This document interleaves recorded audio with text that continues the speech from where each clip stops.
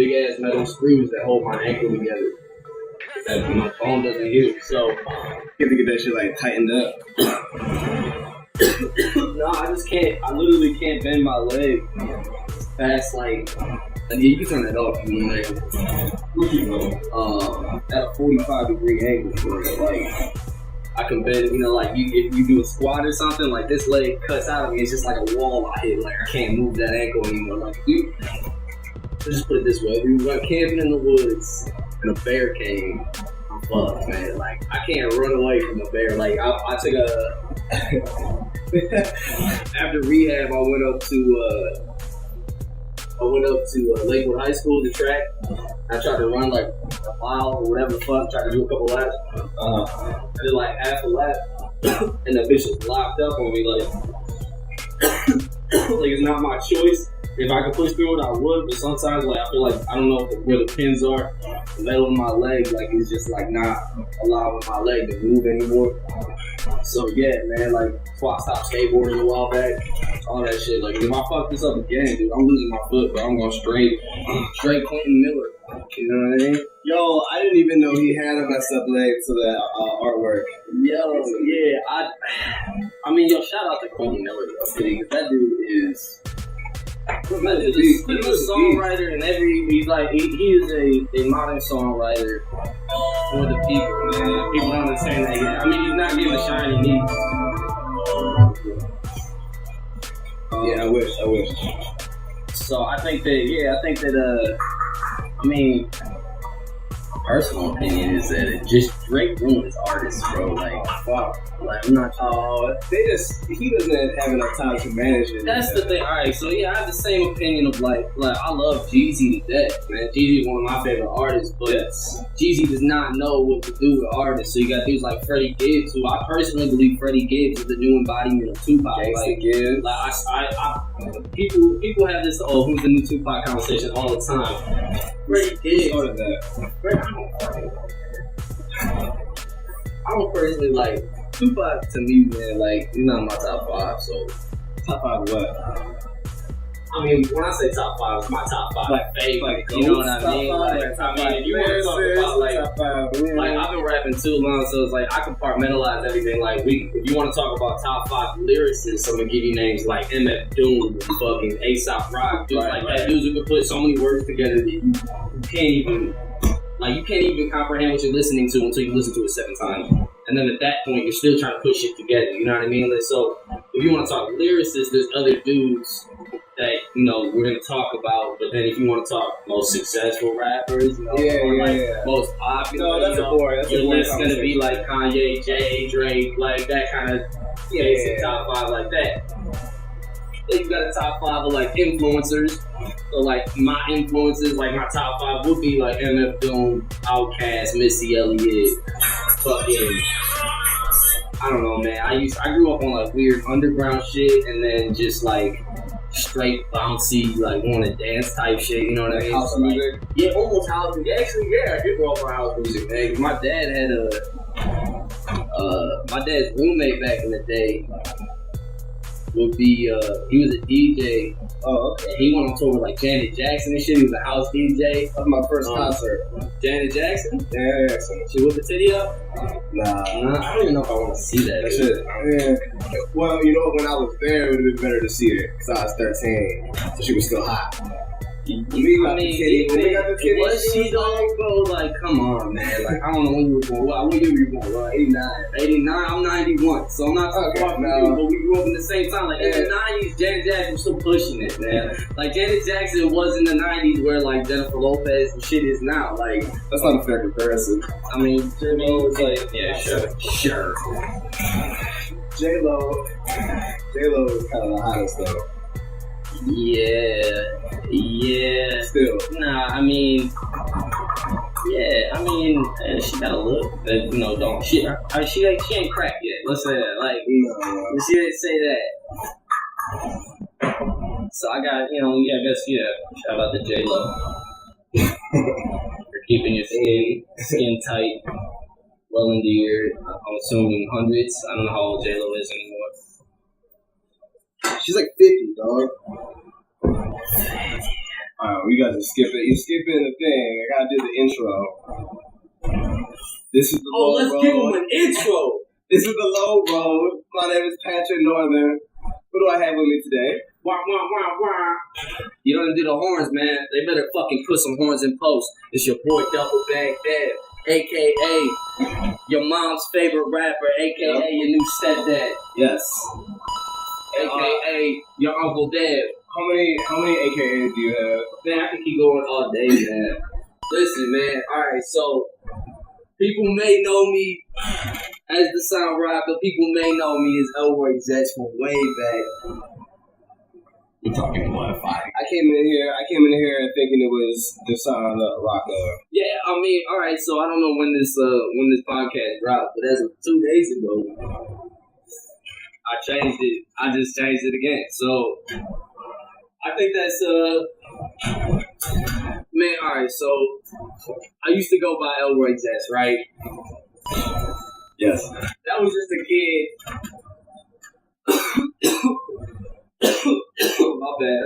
I remember Thelowroad Jets. That's when I first saw him. Alright, let me break down to you what Thelowroad Jets was, man. Thelowroad Jets was a kid who could rap, who was escaping his problems through rap music. So he was having fun with beats. He was throwing different flows together. He was just, trying to rap, But I always knew back then, like, I was gonna need something more, man. Like, it's all about, to be a complete artist, like, to be an influencer. If you want to influence people with your music, or at least get them to listen to you.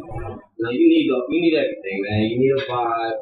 You need lyrics, obviously. You need your fucking message to be clear.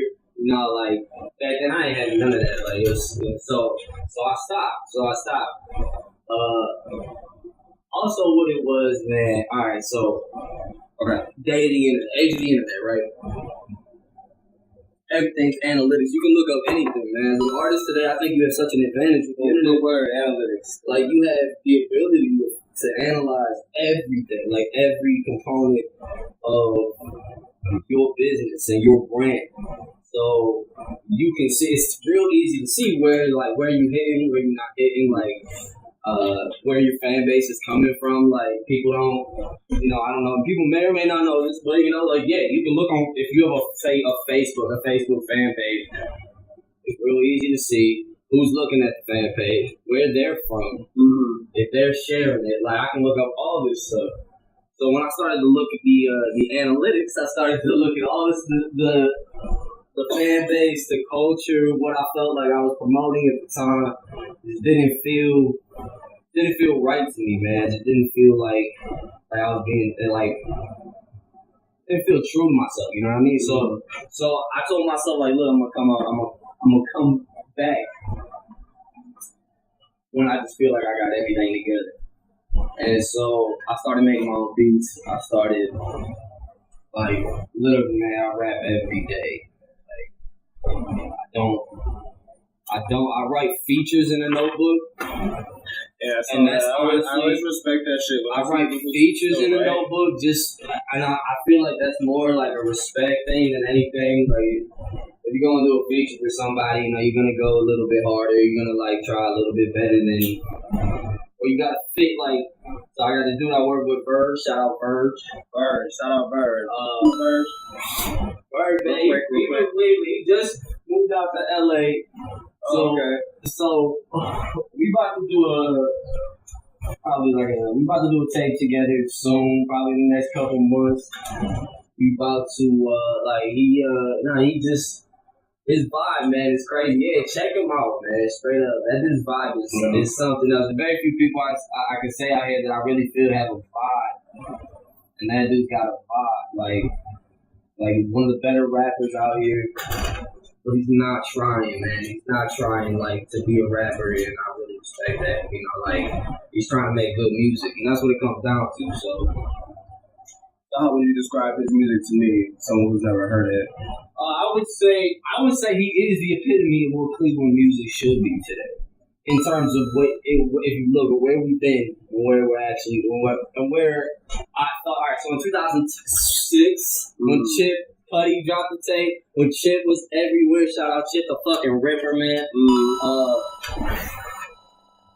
That fucking tape, like, was a sound, you know what I mean? Like, and I think a lot of people gravitated towards that shit because it gave Cleveland an identity. I felt like that was cool, that made people want to fuck with you. You know what I mean? Like if you said that this is what you listened to when you was from Cleveland, people think you're a cool motherfucker, man. You know what I mean? Like, yeah, like it's a vibe. It's up that, and I mean, like, as much as like I don't personally listen to a lot of Kid Cudi, but I do like Kid Cudi is like got more respect from me. Yeah, that's what I'm saying. Like Kid Cudi's got more respect from me than most people out here. Like I would never say a bad thing about Kid Cudi, man. I just don't. I just remember those mixtapes when Kid Cudi was kind of on this like rap tip, where it was on this bounce. Like I don't think we've had a record that's got the bounce from Kid Cudi since Day and Night. You know, he hasn't been able to replicate that feeling, and I love that Day and Night. Like I love that shit so much. That was such a vibe. Like so for him to like, and I mean. Like I said, I imitate Kid Cudi all the time, dude. Like I think it's one of my favorite. Like just in the shower, like it's just funny as fuck, man. Like, but I love like it's great shit. Like people say it's good to fall asleep to. I mean, it is, man. It's a good chill vibe. It is. Like, I feel like the people who listen to Kid Cudi listen to like lo-fi hip hop on YouTube and shit like that. Just to like, but like. Because I know what Kid Cudi's capable of and what he's done, I've just been waiting for him to replicate the feeling of Day and Night for me. So that's a selfish viewpoint, obviously, but obviously I don't have anything bad to say about it, you know what I mean? So, but I would say, so, I mean, we're talking, you asked me about Bird, man, I would say that his sound is like the epitome of the evolution of what they left for us in 2006, 2008, you know what I mean? Like I feel like they laid a good blueprint for a lot of motherfuckers out here. I mean, like, obviously they took that shit national. Their influence is everywhere. Like that influence is ingrained in hip-hop culture just everywhere today. But back then, I said, you know, I was like, yo, Cleveland got a sound. So what happened then? What happened with them? I mean, that was so long ago. I mean, all right. So from my understanding, back in the day, Ye wanted to sign both of them, right? There was a dude from Lorraine that was in their camp too. I don't know what something D or something. He was hard as fuck. I remember all them rappers. Man, like Corey Bates. Going back Corey Bates, like the cat rap genre, man, like it was a genre of music. That's the whole man, you're not familiar with cat rap, but we break it down on some shit. Right? So please tell us. I'll tell you, baby bird. Cat rap. Cat rap was what they were all with Fat Al was doing, what Corey Banks was doing, what Chip the Ripper. Alright, so mind you, this is on the interview. You can look this up. When Chip the Ripper made Unfitted, it was on the radio when Unfitted. Dude was living in his van. Like, dude was not fitted. You know what I mean? Like, dude was broke as shit. Mm-hmm. So this whole like, I mean, this has to do with the whole Cleveland scene. You know, like.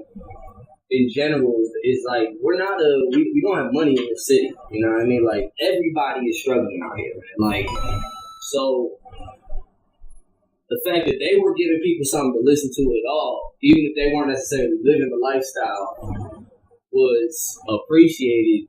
Obviously, because all these motherfuckers were like Cleveland music. You know what I mean? For a good 5 years, good 6 years. Corey Bates, fucking Al Fats.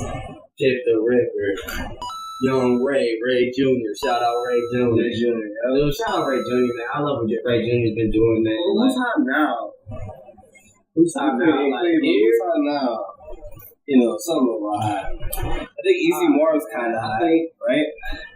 I see his name. Yeah, I like Mar, man. Yeah, yo, shout out Mar. I mean, he's got a song called No, for real. That Yo, beat's let me fucking try to crazy. think. That beat's Let me try to crazy. put a list together of like we'll just rattle them off, so I'm not like sitting and studying or trying to think of people. But like, I fuck with Ray because I fuck with Ray's old swag, man. I fuck with his old like West Coast vibe. Like he locked that shit down, kind of like to where he's replicated it time and time again. Now that's his. Like that's his steez. Like that's what he does. Like when you think Junior, you think like, oh, I'm about to get a banging club track. Like I'm about to go to the strip club. I'm about to see some titties. Like he's got a place. You know what I mean? Like regardless of like whatever the fuck happened with Def Jam and all that other shit. Like Ray's continued to be Ray. He's just stuck to true to himself. Can't get words out of shit.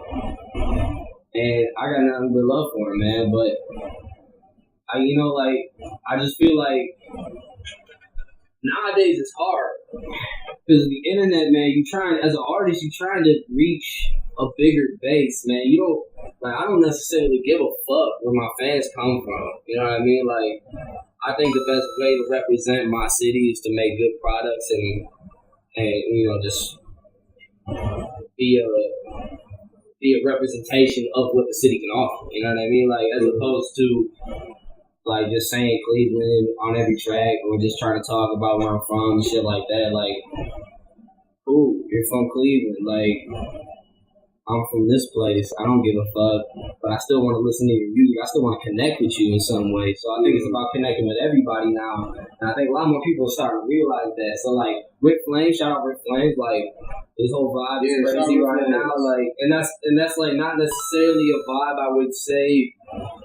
I wouldn't necessarily have pegged like that to come out of Cleveland. You know what I mean? Like Rick Flames' whole swag is more. Although we big on like Yo Gotti here. We love Yo Gotti here. Yeah. Yo Gotti. Like we love Atlanta. We're like kind of an Atlanta sister city in a lot of ways. So like, and it's not because we want to be Atlanta. I just think that we fuck with a lot of the shit that Atlanta fucks with in a similar way. I think that but Atlanta fucks with everything. Yeah, all right, yeah, true. That's why it's Atlanta. Like you got Doughboy. Shout out Doughboy. Yeah, Doughboy. Doughboy's fucking everything. And I mean you got like that. Obviously the Atlanta. That's Future right there. You know what I mean? That's Future right there. Like, Yo Gotti, I've never been to a concert more packed than a Yo Gotti concert in Cleveland. Let me just say that, man. I've never been. Those Gotti, they love Jeezy a lot. Jeezy, man. We love real trap, I think, here. We love, like Cleveland, the reason I fuck with like the super people want to leave all the time. People want to leave all the time, man. They want to like get there, get the fuck out of Cleveland. I don't necessarily feel that way because your reach is on the internet. I feel like there's no excuse to be reaching everybody anymore. Yeah, you know what I mean. But I don't hate it here like a lot of people. I grew up here. This is home. I hate winter. I'll be honest, man. We get the worst winters, bro. Like, but I'm not bitching. Yeah, it's the worst winter. It really is. Man. I'm not bitching though. Like, I love it here. I want my forever home to be here. Like, like that's the, like, I just like. I feel like a lot of people want to get out because they feel like ain't shit for a lot of people here, and that may be the case. It may be the case, but. In wanting to get out, you think you have to do something special, crazy, and I don't like necessarily like if we were just trying to jock the Atlanta swag, like if you thought of Cleveland, you'd be like, all right, that just sounds like Atlanta music, like you wouldn't fuck with us as much because you got Atlanta music. You know what I mean? Like the reason I don't hate Designer, but I don't listen to Designer. Because I had Future already, you know what I mean? Like I'd rather listen to Future if I'm gonna listen to Designer. Like, so that's a strange case. I feel like we just appreciate real here. It's the same reason Justin Bieber got beat up here, bro. Like, did he? Yeah. Where did he get beat up at? Like downtown. There's a video of it online of him outside the hotel, the 9, I think. He was at the 9. He got beat the fuck up because he was talking shit.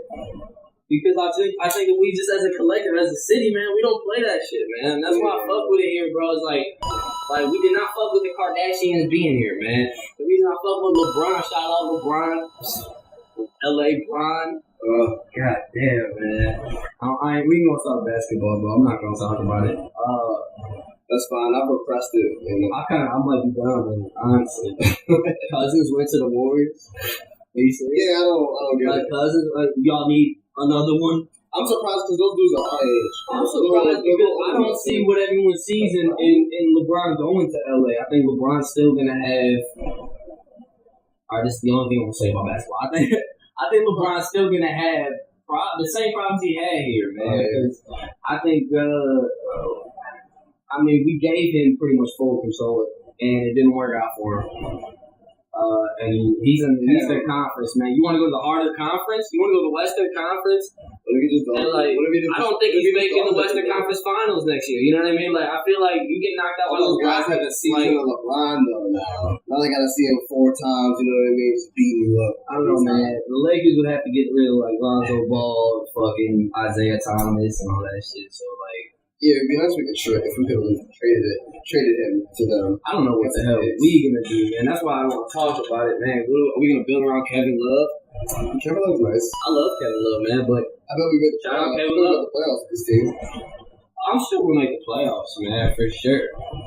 For sure, I'll be down like. No more. No more. All right, I'm done with that shit. All right, so it's double bad, man. You know, you may change it again. It might happen. I ain't gonna change it for a while, probably. But whatever I change it to will have Dev in it. The reason I changed it, man, is like I quit. I didn't quit music. I've been working on beats. I've been working on I write every day. Like this is ingrained in me, man. Like I've been prepping for a release. I've been working real hard behind the scenes to come back out. I feel real confident about my releases and the platforms and channels in which I'm going through now. So I'm real confident about the future, man. But I stopped being Elroy Jets, man, was because I just felt like it was a gimmick name, man. Like, I didn't want to make gimmick music. I don't listen to gimmick music. I don't fuck with gimmicky people. Like, so I didn't want any part of me to be a gimmick.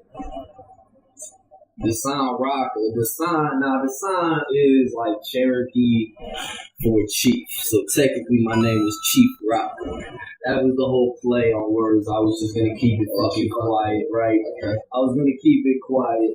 And then if people figured it out, they figured it out. But I just felt like, again, it's a name I didn't really identify with.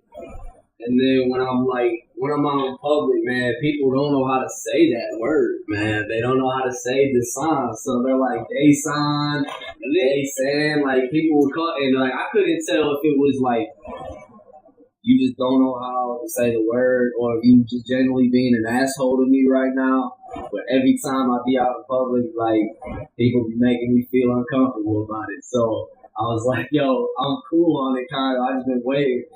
And literally, man, like, all my girls' friends, their kids call me Uncle Dev. Like, I walk anywhere, what's up, Dev? Like, I don't go anywhere where I fuck with people and they call me Dasan. You know what I mean? People call me Dev as a real person who's trying to give y'all a real product.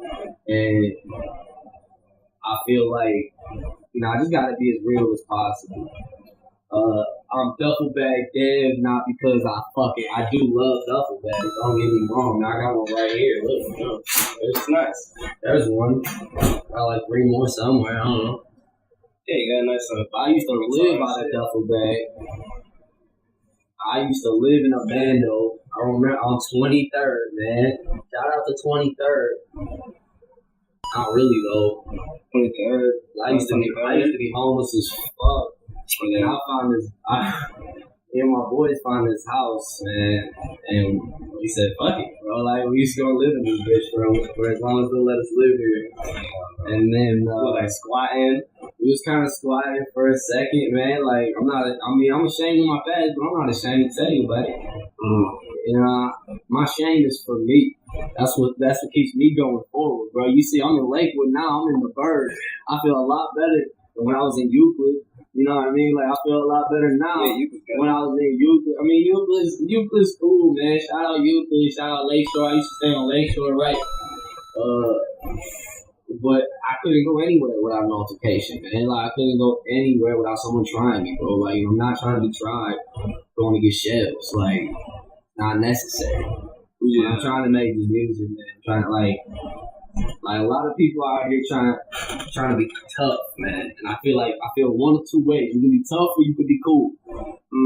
Yeah, everyone's got good. People who are actually tough are just worried about being cool. People who are cool don't have to worry about being tough. Why? Because they're cool. So what's the better option then? You know what I mean? Try to be cool. I feel like that's how I carry myself. Like, if someone want to try me, I'm ready for it, but I'm not ready.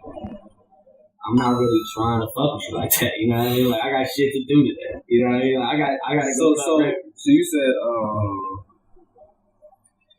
people would drop in Atlanta sound, but what is the Cleveland sound? What's the Cleveland sound? That's what I'm saying. You can identify it. You can sit there. I thought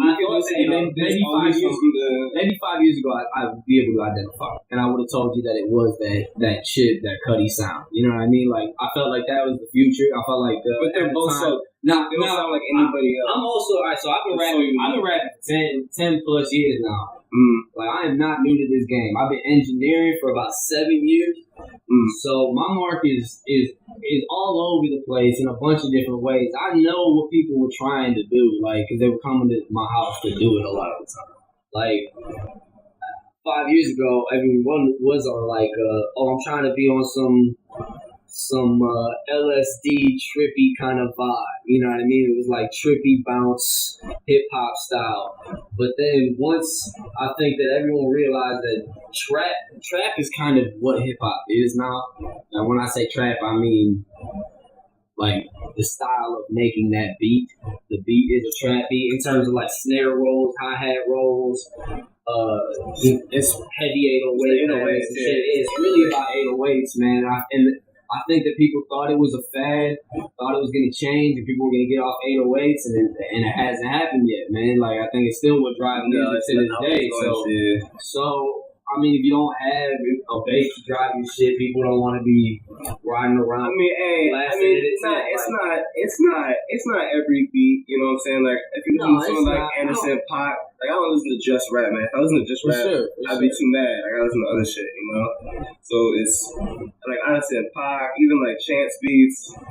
I hear those, and there's little to no 808s. Yeah, I know that's not the majority. And I think people are afraid to go J. Cole. And I say that with love, man, because J. Cole's one of my favorite artists. But I feel like that's the coolest. I feel like J. Cole's biggest issue, and people's biggest issue with J. Cole's albums, are the fact that his beats are just kind of there. You know, like, they're not, I wouldn't say they're shitty beats, but they don't pop.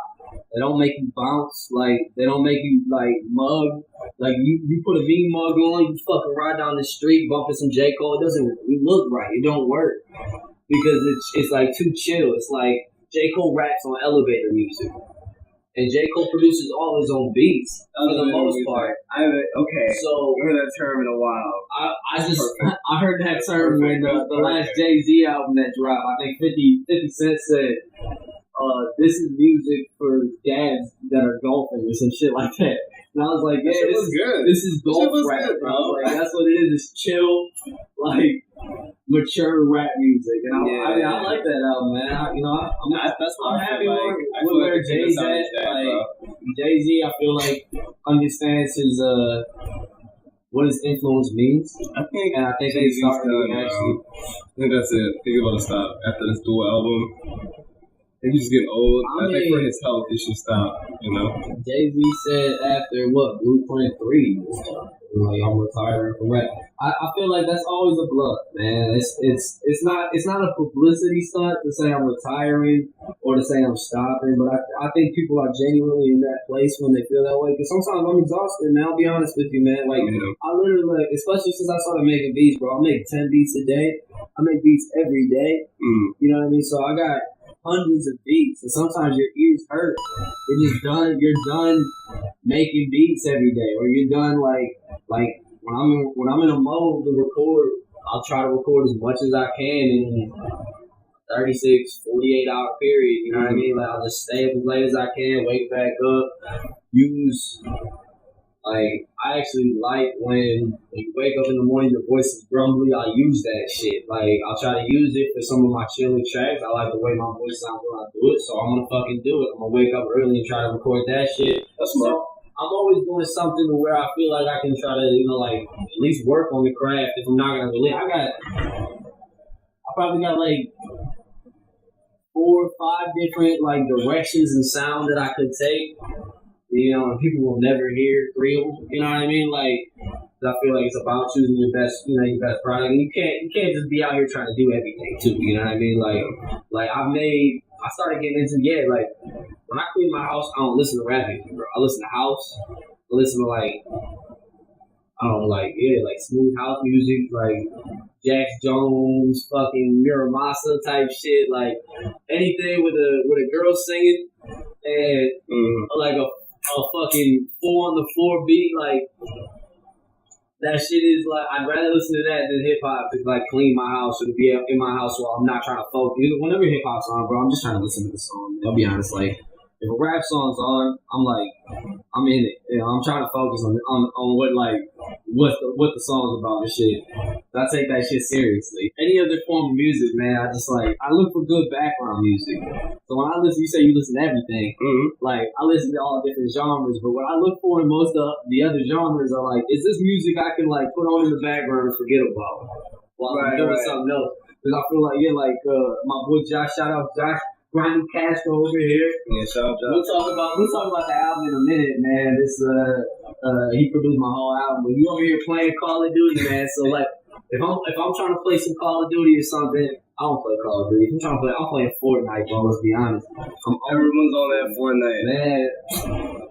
I feel like I'm the best Fortnite player that ever lived, even though I know I'm not. You know what I mean? Like Fortnite just makes you feel good. Make it to the Fortnite Invitational, and I'm not even. I feel like that's just like that's below me, man. I'm just too good for these guys out here. Right. I don't want to play. I'm just kidding, man. I'm probably. Everybody plays it. Everybody plays it, man. I'm just trying to have some fun. I just think it's a fun game. I'm all about a game I can turn on for 20 minutes. You know what I mean? And shut the fuck off and not feel bad about, bro. Like I love video games, man, but like, especially like trying to do something else with your life.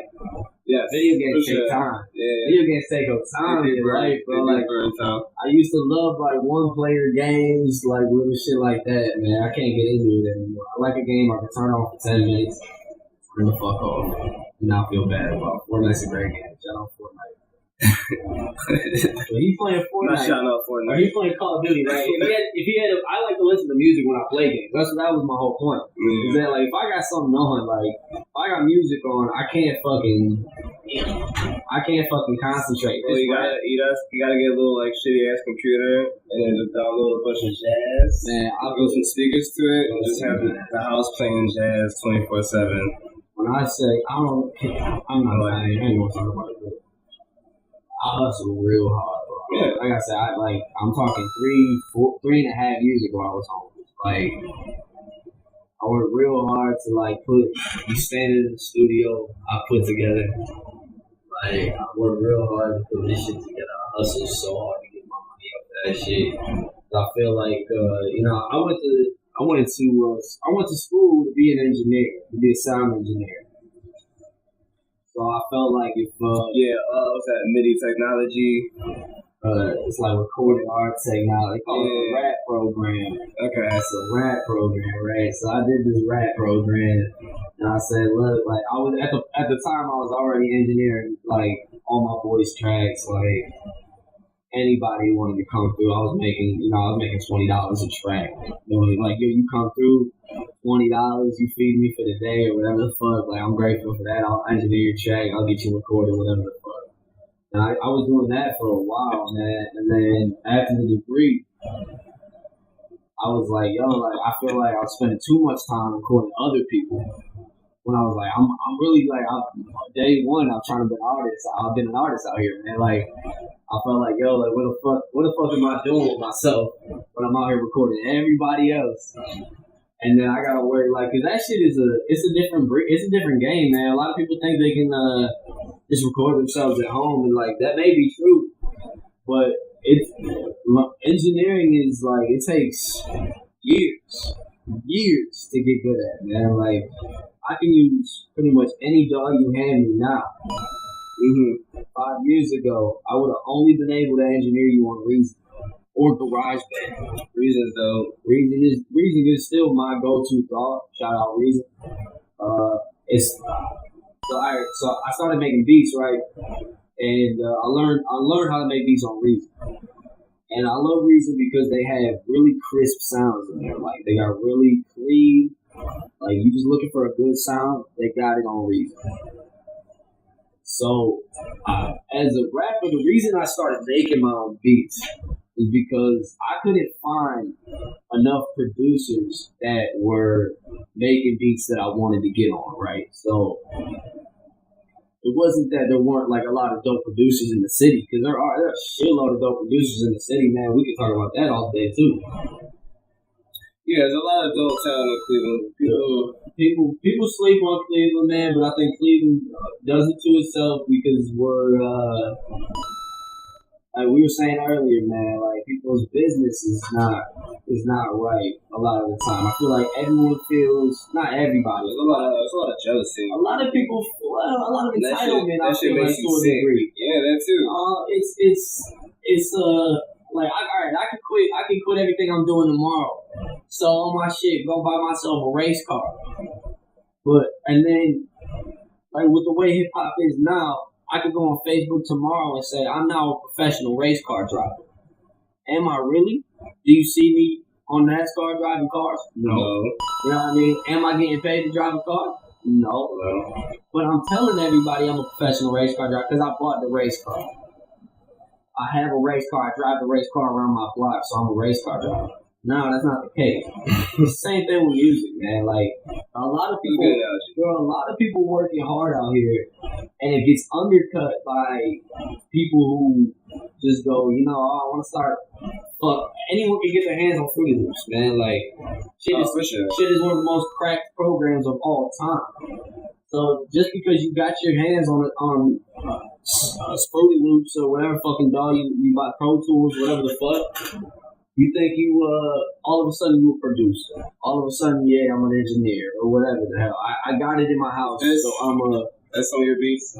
Those are my beats right there, man. I was going to say, man, I'm about to switch up everything because like we said, the name change came 2 days ago. All my shit and info is under Dasan Rocka currently. So all that shit's got to get switched over to Duffel Bag Dev. But by the time this drops, all that will be, I would say go to Duffel Bag Dev on SoundCloud. This is my favorite one. I wouldn't even. I mean, if you could pause this and we could come back, I could play you some more. Well, alright, all the beats I put on my SoundCloud, man, are just throwaways, man. Those are, I made, like I told you, bro, I make 10 beats a day, every day. Well, not every day. But I'm trying to make it, like, alright. Super hot. So I got some pop beats, man. I try to make the house shit a little bit. There's another one. But when I'm trying to find a sound for myself, so that's like my main thing, man. It's like I'm experimenting with a lot of different sounds, trying to find what works for me. And then every other beat I had, bro, I really don't give a shit about, man. Like I give those away. I'm not out here trying to be a producer. That's my thing. I'm not trying to be a producer, man. I produce my own music. But you're producing. You don't have to try. I mean, you're trying. That's what you're doing. But it's like, a guitar player is going to play in a band, and it's going to be his band. You know what I mean? I feel like you're talking about, like, the image. It's like, not even the image so much as, one, it's respect. It's respect, though. It's respect more than anything, because there are a lot of dudes, like my man Josh, Sony Lonzel, motherfucking Sony Lonzel. Shout out Sony, he's killing the beats lately. Josh got more shout outs on the beat side than I can put together in fucking a minute. But there are a lot of producers working real hard out here to fucking solely produce for other people and try to create vibes and shit for other people, man. And that in itself is a full-time job. And I'm not out here trying to do that, and trying to, be a part of the image that I didn't work for. I work real hard to create a vibe for myself because I'm out here trying to produce a vibe. You know what I mean? Like, but I'm not necessarily trying to be a part of like everyone else's vibe. If someone wants some beats, someone want to work, you want some beats, I'll give them to you, man. I don't give a fuck. Like, if I'm fucking with you, I'll give you what I'm not using, but man. If you give me a beat and then I put it on iTunes and I sell 40,000 copies. Here's the thing, right? And I get like, then you sell 40,000 copies and I'm happy for okay, you. And then how are you gonna? Here's why. Alright, so here's where. Alright, let's get into the business and let's get into it, Cleveland, because you're not gonna like a lot of the shit that I got to say. I'm just gonna be honest with you. Okay. I'm gonna light a cigarette. Yeah, let me finish. Go ahead. I'm gonna light the cigarette. So you see the shit like on Thelowroad, right? And they're like, fucking. Shout out Thelowroad. Yeah, Thelowroad is the little something just sold this or whatever. You see the video, you see it on YouTube, it's got like 500,000 views at least. And he's also on Instagram, it's so local, you know. No one knows but us. Right, he's flossing all that money. Right. Alright, all that beat that you gave him and he didn't call you. If I was a producer, if I was solely a producer and that's what I was out here trying to do and I was trying to make a name for myself doing that, I might feel a little different about it. I might be a little salty about it. As an artist, man, I'm just trying to get songs on the radio. I'm trying to get on tours. I'm trying to do my own tours. I'm trying to be in the studio as much as I can to produce a product I'm happy with to give the world, man. I feel like I got something to say. I feel like I want people to listen. It's my job to get you to want to listen. You know what I mean? So that's a whole different job than just out here making beats like Josh can make 100 more beats than I'd be able to make in a day. You know what I mean? Like I can't touch him when it comes to making a beat. I just know what I like better than anybody else. You know what you like better than anybody else. You know what I mean? So as an artist, when I just found out that I had the capability to produce my own beats. I'm happy with what I produce. So I'm just gonna keep doing it. If I would have started doing it and I felt like what I was making was trash, I would have just stopped doing it. I still work with producers. Obviously, my next project is called Kill the King, drops August 1st. Kill the King, August 1st. Josh produced the whole thing. Grimy Castro produced the whole thing, and I feel like this project is going to hit harder than most projects that drop this year, next year probably. I would say within the next 5 years. I think this is a mixtape that's going to hold up. And I feel like, to go back to your question, man, for me to try to be a part of that world, it is a different world, and I respect that world because I've done it now, and I know how hard it is. I know it's easy to put together a beat, man, but the intricacies of what actually goes into manufacturing a consistent product that people not only want to fuck with, but associate with something. So, like, everything, why don't you just lease your beats? Because I don't agree with that style of business personally. So my personal viewpoint is this, and I think this is where, as like I said, man, it's so cheap. It's not cheap, man. But all right. So speaking from an artist, just because I can speak from both sides of the coin a little bit. Oh yeah. So speaking as an artist, I don't like leasing beats. I never leased a beat, man. Every beat I've ever got, I've gotten exclusive, and that means that I'm paying for it. That means no, I don't want to pay you for something that I know that only partially here. You know, Fuckboy Jones down the street also leased and drops his track next Tuesday. We got the same fucking beat. What the fuck does that mean? For I don't want to lease a beat, so it's not. That's why every artist wants an exclusive. Where artist business is fucked up is the fact that they know that they don't have like I said, Cleveland's struggling, man. So if you deal with people in Cleveland, if you doing business with people in Cleveland, they struggling like you struggling, bro. Like, don't make no mistake about it. Like, you don't have to talk finances with anybody, bro. Like, nobody's rich. Like, if you were rich, you wouldn't be standing here. Like, if you were rich, you wouldn't be in Cleveland fucking around with me. Smoking weed in my house, you know what I mean? Like if you you know what I mean? I'd be at your house, and you'd have a nice ass house, and we'd be chilling in the pool or something. Probably. You know what I mean? Like, so it's like you gotta understand that. Like, I understand people don't got it out here. I got more respect for what music is. Look, I've been singing since I was 4 before, I was doing competition choirs at 10. So where are you from? Alright, so my parents from Cleveland. I split from between Lakewood and Euclid. I spent a lot of time in Euclid growing up. I'm in Lakewood right now. Like I said, I used to be in Ohio City, man. I kind of just like migrated west as much as I can. And like, I feel like shit is getting, the more west you go, the shit better the shit gets. So the further west you can get, and I'm not, it's not like everywhere, but you know what I mean? Like, I'm at least happy to be in the burbs right now. You know what I mean? I'm grateful for that shit. I'm happy to be out of Euclid, bro. Don't get me wrong. I love the burbs. Quiet. And the birds. It's quiet. Yeah, sometimes it's too quiet because I do feel like when I used to be in Ohio, I used to be on 55th. It's never too quiet because you're always making music. But it is though because like I got a lady that lives downstairs now, and so I have a studio in the attic.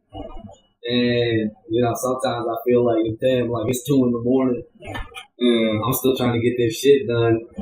I'm not so much worried about my roommates, but I'm worried about the fucking lady downstairs. So it's like it's a whole thing. But so what do you got hooked up here? So my computer is just like it's like a mixed match of different fucking shit. My brother, would you go like Micro Center and make your shit? Nah, my brother's really into computers, so a lot of that shit is like his old parts. He does a lot of like computer gaming and shit like that. So I got some. Yeah, when you have a light, it's usually I actually got played, man. I went to Best Buy and bought myself a desktop, right? What I thought was a desktop. But I bought it on Black Friday. So they'll tell you all the shit they manufacture for Black Friday is separate than the shit you normally see in the stores. People don't know this, but it's true. So kind of sounds like a conspiracy. If you got a 55-inch fucking LG TV and you go on Black Friday, it was made probably the day before, like rush ordered. Like they don't give a fuck for Black Friday. They're just trying to get product to you. So a lot of the shit they sell on Black Friday is garbage. Like don't buy on Black Friday. But I bought on Black Friday, and it turned out that I had what was essentially a laptop in a desktop case. There was nothing in my case, bro. The shit was light as fuck. You take it back? No, I didn't notice because I never opened the shit, but I just like always noticed. So like, like I said, I'm an engineer a lot. I engineer a lot too. So when you got 30, 40 tracks that you're working with on a DAW, right? You know what I mean? Like. Shit starts to bog down real fucking fast, and I'm like, damn, bro, I can't work like this.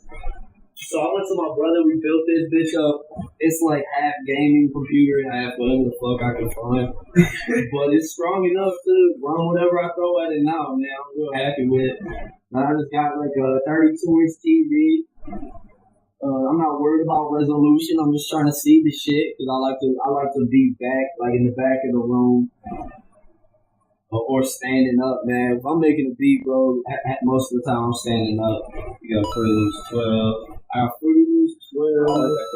I got Reason. I got Pro Tools. I got Mac downstairs with Logic, bro. I'm a master of all. I still think Fruity Loops 8 is the best. I feel like, man, I have a problem with Fruity Loops just looking like it does. That's just alright. So like, for me, man, and this is what it comes down. If you learn like a bunch of different DAWs, you know, it kind of changes your viewpoint on it a little bit. And I still stick with Reason only because I like looking at it the most. Like when you working for, you know, an 8-10 hour session, man, like I honestly cannot look at Fruity Loops. Like I can't look at it.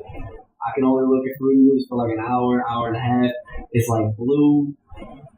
Everything looks real monotone. Like, it's just like, I don't get into it, man. Reason's colorful. Pro Tools is colorful. You know what I mean? Like, keeps your attention. And that's important. People don't say that's important, but that's fucking important. I agree. Why you smoking them cigs, dog? Yo, I've been trying to get off of cigs. Come on, bro. Cigs? I've been trying to get off for real, bro. I'm actually I spend like $3,000 on cigs every year, bro. It comes from straight, man. Like I said, man, The gram, that's like I'm hustling all the time, bro. Like, anywhere in the world. And sometimes when you out here hustling, bro, like sometimes shit is tight, and when shit's tight, shit is stressful. When shit is stressful,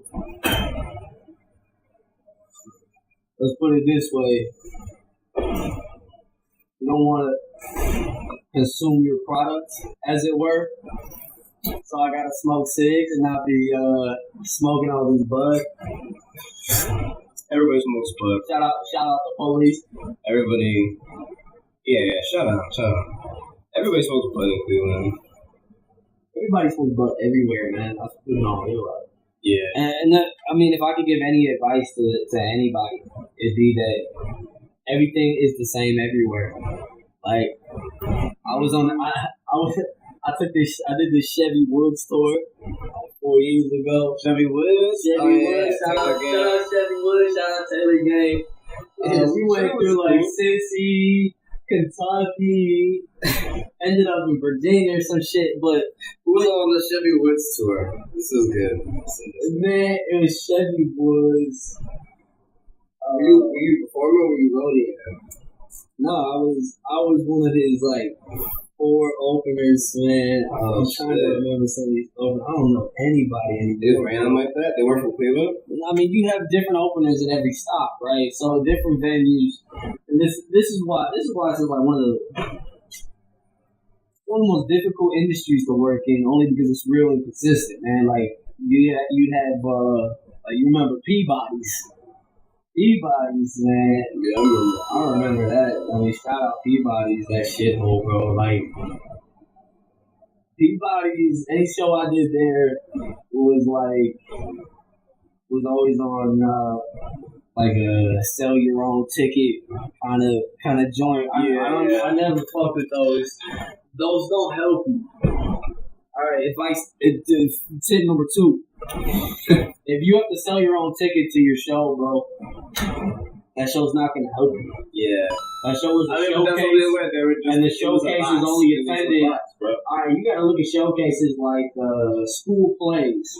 It's gonna be attended by close family and friends. You know what I mean? Like, I've never seen an A&R at a showcase, man. You know what I mean? I've never seen anybody who worked for Sony or fucking Atlantic at a showcase. That's all I was gonna say. They're not really. If you're selling your tickets, man, it's because your promoter's not doing his job. It's also because that show's about to have 50 fucking openers on it. So good luck fighting for a spot, man. I feel like that's an issue. Like, you do legit shows where any legit concert you've ever been to is gonna have maybe 3-4 openers, maybe. Sometimes they only have 2.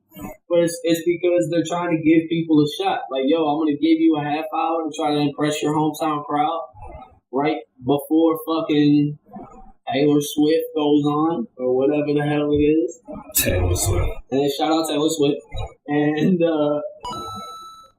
And like, I feel like that's a way more respectful way to do business as a promoter, to give artists a shot. If it doesn't do so well, don't have him back next time. That's fine. That's your prerogative. But I feel like now it's all about, it's always been about money, man. Like, it's always been about money. But the reason you have janky promoters is because they are just looking to make as much money off the show as they can. And the show costs money. So when you're looking at like paying a venue, giving like bartenders a cut, DJ a cut, whatever the fuck you're doing for the show, you're supposed to be giving your artists a cut. Most of the time that doesn't even happen. Like, I've been in the game long enough to know that.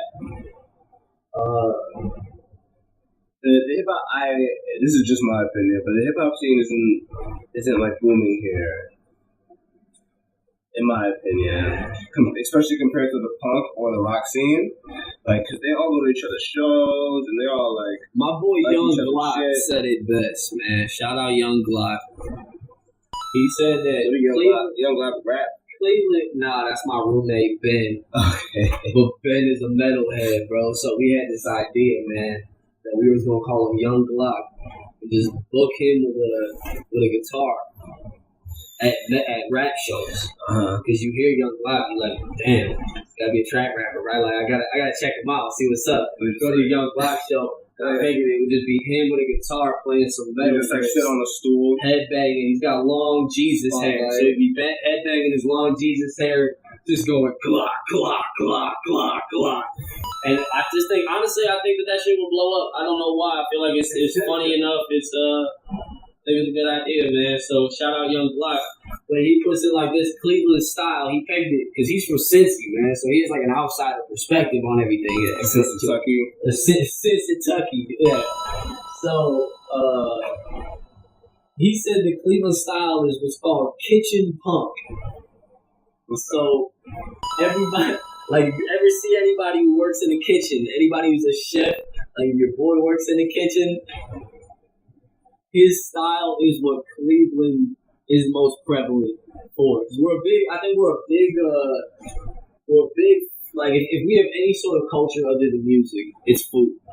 Like we're a big food city. It's not that we necessarily have, we don't have jambalaya like New Orleans. Like we got po' boys, but a po' boy is a po' boy. Like, yeah, it's like who gives a shit? We just have good food here. Like the one thing I want to say about Cleveland is that we got a lot of good food. So our vibe, we got a lot of people that work in kitchens. And so our vibe is kitchen punk. It's kind of dirty. It's kind of I do know that. It's kind of grungy. Even the rappers are a little grungy. But that's dope. That's dope. I'm not hating on that analogy because I feel like it's the point I'm saying. I feel like they get along a lot better than the hip hop artists. You know what I'm saying? Like I've tried to interview mostly hip hop artists, but then these dudes say something, they say something else.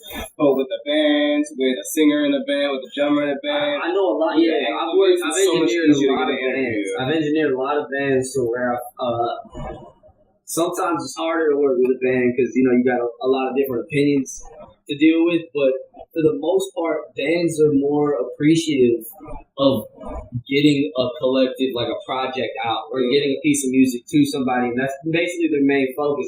I think, like I said, my roommate's a metalhead, and I've been real educated the past year or so on that community, right? So what I noticed about the metal community is that your top metal acts are touring around the country playing shithole dive bars for 30, 40 people still.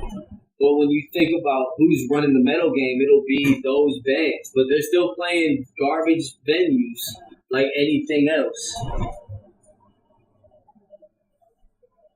So I just feel like in like a lot of communities, it's about the music, and in hip hop, for some people, it's about the money, it's about the flash.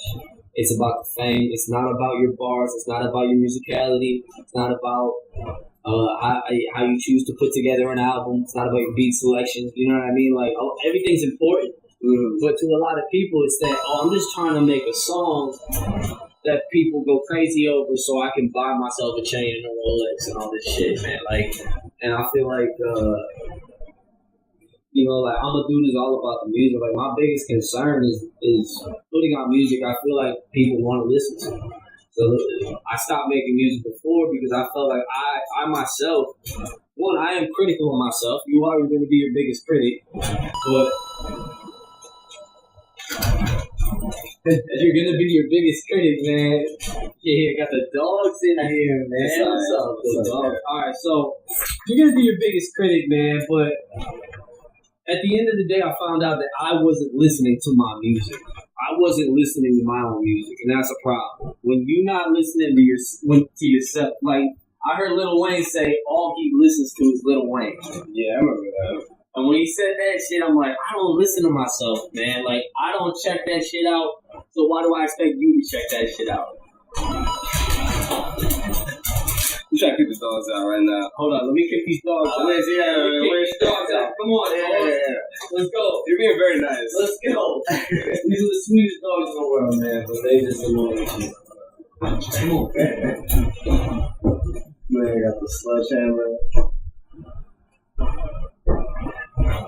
It's alright. Hey. Alright, and we back. Alright. Like Congo crack. So yes. So I'm gonna ask you, do you think that the Cleveland hip hop community is united? I think the Cleveland hip hop community is like every local community around the country. I don't think that we're crazy boys. I don't think the Cleveland hip hop community is any different and deals with any different problems than any other local scene that I've ever seen or heard about. I think that we have the same issues.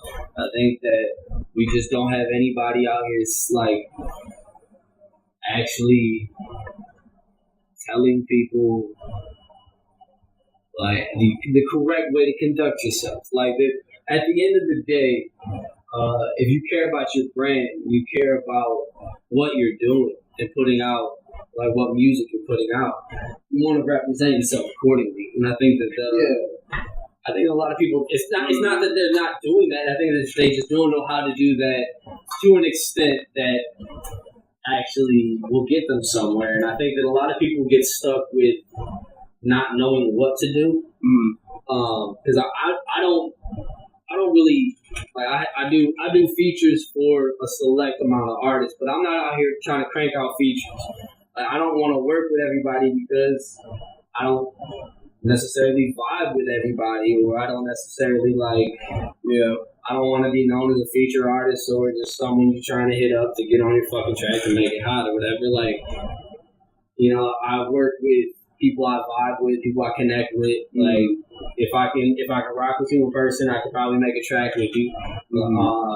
Because I have a very, I think my viewpoint on music on the whole is pretty not unique. I know that, like, I don't look at shit as good or bad necessarily. Shit is just either for you or it's not. Obviously, you'll have instances where, like, someone's lyrics might be better. Like, J. Cole is better than Lil Pump at rapping. But I listen to Gucci Gang and I Get It. And I Let's Get It. Like, I mean, it's a dumb song, but it makes you feel hype. Yeah, you know what I mean? Like, intelligence is threatening a lot of the time. You know what I mean? So, like, if you're trying to reach a lot of people, trying to be either super intelligent or super political or super, like, I love Run the Jewels. Shout out Run the Jewels because they do this perfectly, man. They give you, like, a political stance almost, but they don't drill it into you. Yeah. They're not out here trying to be, like, Black Eyed Peas political, like all that type of shit, like fist in the air type shit. They just out here telling Black Eyed Peas before Fergie. Yeah, I would say like even like early Fergie, you know, like that type of shit.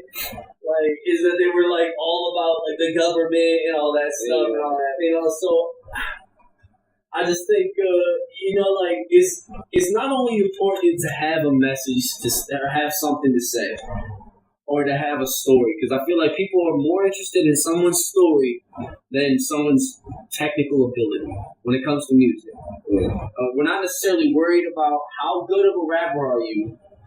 Like, Gucci Mane is not a top tier rapper, but he's one of my favorite artists because he's portrayed his realist. He's portrayed that, like, I've never gotten the sense that Gucci Mane was anything other than what he said he was, and he's done a good job over the years of translating that to the people.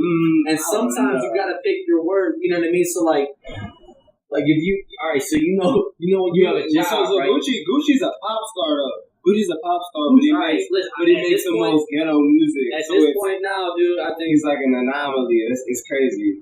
Well, man, I think Gucci happy to be out of jail, and so Gucci Mane now is just you know, he's making the rounds. I'm like, whatever. I'm talking about when they had their run. Everyone has a run, and then it's kind of like talking like what, like Lemonade and like. I mean, what's his run? You know, because I feel like his run is pretty consistent and long. Lemonade was at the peak because that was at the radio shit. Gucci's Mane songs were on the radio, really. Yeah, because everybody had it. You can't really say it was pop if he wasn't on the radio. Nah, it's trap. Not everyone's just like. That's true. All right. They're singing about guns. That's pretty much what it is. They're singing about guns. Yeah, but that dude was living it. You know what I mean? Like that's the thing. Like, yeah, I know, but I'm fine with you rapping about guns if you like. Like, I fuck with Bobby Shmurda because the motherfucker made one song and went to jail. You know what I mean? That's unfortunate. That's how real he was being. Is that I made one song and ratted everybody out, and I had to go to jail. Everybody went to jail. Oh, cool. We basically admitted to a murder that we actually did. and we go into jail. You're motherfuckers that are actually living a lifestyle and should be talking about, not even should be talking about it. But if you want to hear that type of, if you want to hear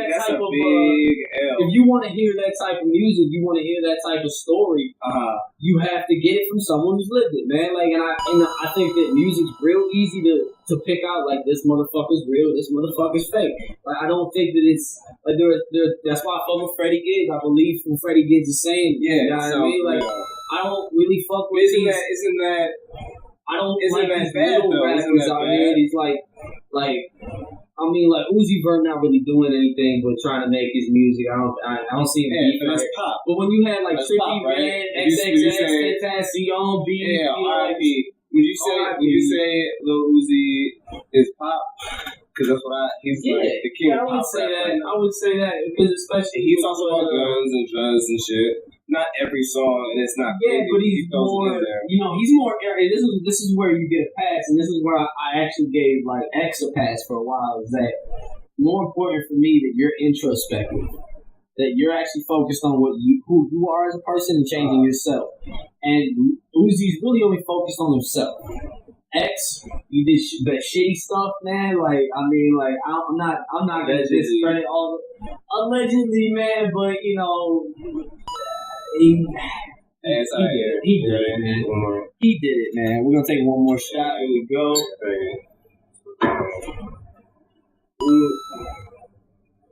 But X at least acknowledges that about himself, and then he tried to make, he tried to work to do better. His music was about himself. Yeah, it's not gonna make people tell the truth if you just want them to tell the truth. So you shame them for life, you know? Yeah, I mean, like, why not just lie about it in a way? Like,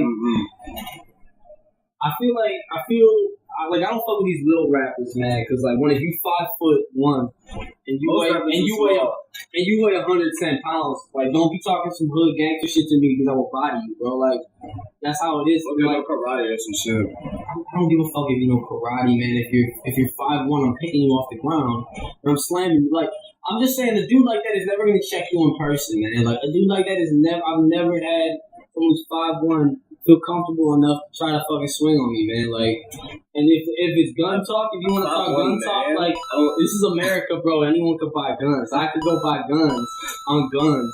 Yeah, on guns. We could stop the interview. No, actually, we could probably could record the interview. We could go to Walmart right now and leave with guns on the interview. You know what I'm saying? That's how easy it is to get guns. And it's easy to pull the trigger. You don't scare me with a gun. You scare me being 6'4", 280 pounds, or just if I can see that you can fight, you might scare me a little bit. Them big dudes can't fight though. Some big dudes can't fight. I've been knocked the fuck out by a big dude, like at a skate park, man. But was it at the beginning of the fight, or did you fight for a while? Oh, I didn't even get to fight, man. Like, yeah, what did you do? I mean, like, shout out to fighting. Shouts out to fight. I love fighting, man. Like, fighting, dude. I miss, man. Shout out Q, man. R.I.P. Q, World Star, man. Because ever since Q died, World Star shit, bro. Like, I miss the fight comps, man. Bring back the nice fight comps. They get shitty fight comps, man. I mean, I just like, I mean, like, if you, I know you're trying to beef with nobody. But if you got a problem with me, like, you better say something when you see me. And I better get that vibe from you if you out here talking hood shit on your music. You know what I mean? Like if I you got some beef. I ain't got no beef, man, because I don't talk to nobody, man. Honestly, like, I'm such a. I feel like the niggas are made because, like, I'm kind of a. They're very real. They're usually doing what they're saying they're doing. Yeah, I mean, so, I got love. If you out here and you trying to do something positive with yourself, and you're not out here trying to cause problems. I mean, there are people I don't fuck with because they're out here trying to cause problems. So if you're trying to cause problems, I don't fuck with you. But it doesn't necessarily mean I got problems. I just don't fuck with you. I don't put you in my circle. That's all. Yeah. Like, it's that simple. Like, I think people getting that's one of the biggest problems in Cleveland, man. Is people getting their emotions. This is an emotional city, man. I don't get it. Like, but we try not to act like it. Nobody's good at it, dude. Everybody's hard in Cleveland. Like even like the softest person here compared to somewhere else is like leagues away. Everybody just calling each other soft all the time and like arguing and shit. Yeah, man. I mean, I've never felt like I do feel like almost like I want the feeling of I feel like we do have work to do. Yeah, I want to be able to tell people come to Cleveland, man. Like I feel like we do have some cool shit. Like in terms of like the city's beautiful, man. Like the people here are real. I think you can find friends here. If you're looking for friends, you come to Cleveland. You know what I mean? Like we got some real people that'll be real. You know what I mean? Like friends. So I'm just saying, like we got a lot to offer here, but at the moment, I don't feel comfortable telling people to come to Cleveland because I feel like at any given, you're not gonna be. Shit, it's affordable. It is hell yeah, man. That's about it. I mean, affordable you can eat. You know what I'm saying? That's the other reason I ain't moving, bro. Right. That's the other reason I'm not moving, man. I got dudes that moved to LA, New York. I mean, I'm happy that they I'm moving. I'm leaving. I'll always have Where you gonna go? property here. Where you gonna go? Probably Dallas or Portland. I like Portland a lot, man. But Portland's so hipster, it might be too expensive. But it's cool, man. I dip and dive.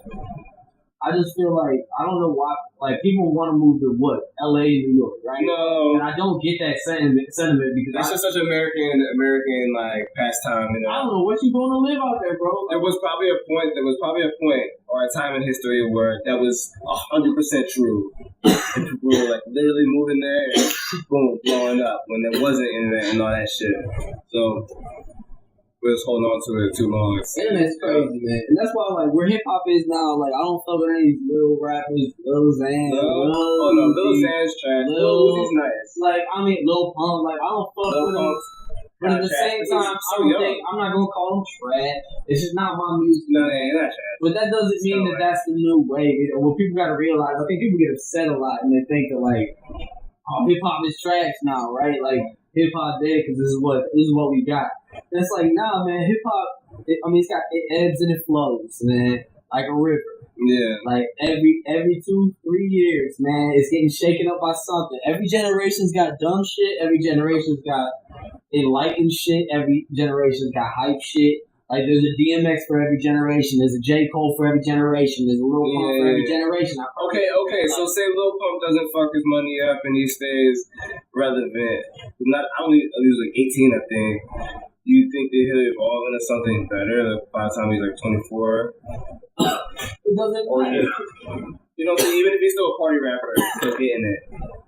Listen, because sometimes he says we're not supposed to like it. You know, we're older enough. We can't. See, that's the wrong mentality. That's where I think is wrong. That's where I think that is a mistake. When you separate it by generations, it's you don't want party music, but that's the purpose he serves. Lil Pump isn't out here saying he's the best rapper alive. Lil Pump isn't out here trying to say that he can battle anybody or trying to say that he's a better lyricist. He knows what his music is. And as long as you know what purpose your music serves, you're confident in it. And that's why, like he's not gonna be mad if you hating on Lil Pump music because he knows what it's for. This is for partying. This shit is for getting hype as fuck, or jumping around at a fucking concert, whatever the fuck. You know what I mean? Like each artist serves a purpose. I feel like now there's a lot of pressure on artists to do everything, and I think that's wrong. I think that you're losing authenticity when you do that. Like, in the 70s, you had, like, Simon and Garfunkel, and Janis Joplin, shit like Jimi Hendrix. All these people sounded different from each other, and they all sounded like them every time. Nowadays, you're expected to do a Drake singy type joint, and then get on some real trap shit with Rick Ross the next joint, and then do a pop track with Neo or Jason Derulo, and then, you know what I mean, it's like pressure to do everything. That's where, like, when you mention Gucci, where he's pop now, that's what I'll say he's doing. Yeah, he's pop now. Yeah, Gucci. He does that a lot, where he'll get on the track with anybody who will pay. Like, Wait, so who's top 5 now? In terms of, like, your top 5. I don't even really get the essence out there. I would say a lot of people.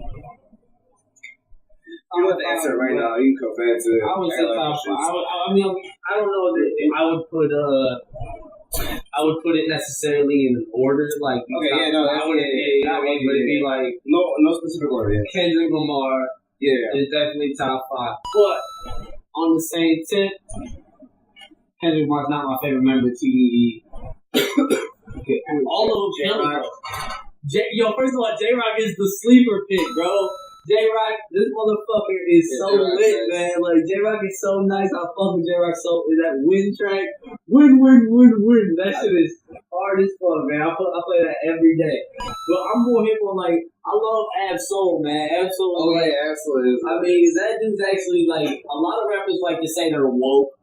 Or like they're like you got like underachievers, like my third eye, like that, but they're talking about, but it's like when you talk to a dude who's actually like that, like you realize how a lot of people are super contradictory with it. Like you got like underachievers who have a song about being woke. Underachievers, that's the and their duo, right? Yeah, that's that duo. I forget what I don't know where you're from, man. I don't know where they're from, to be honest, man.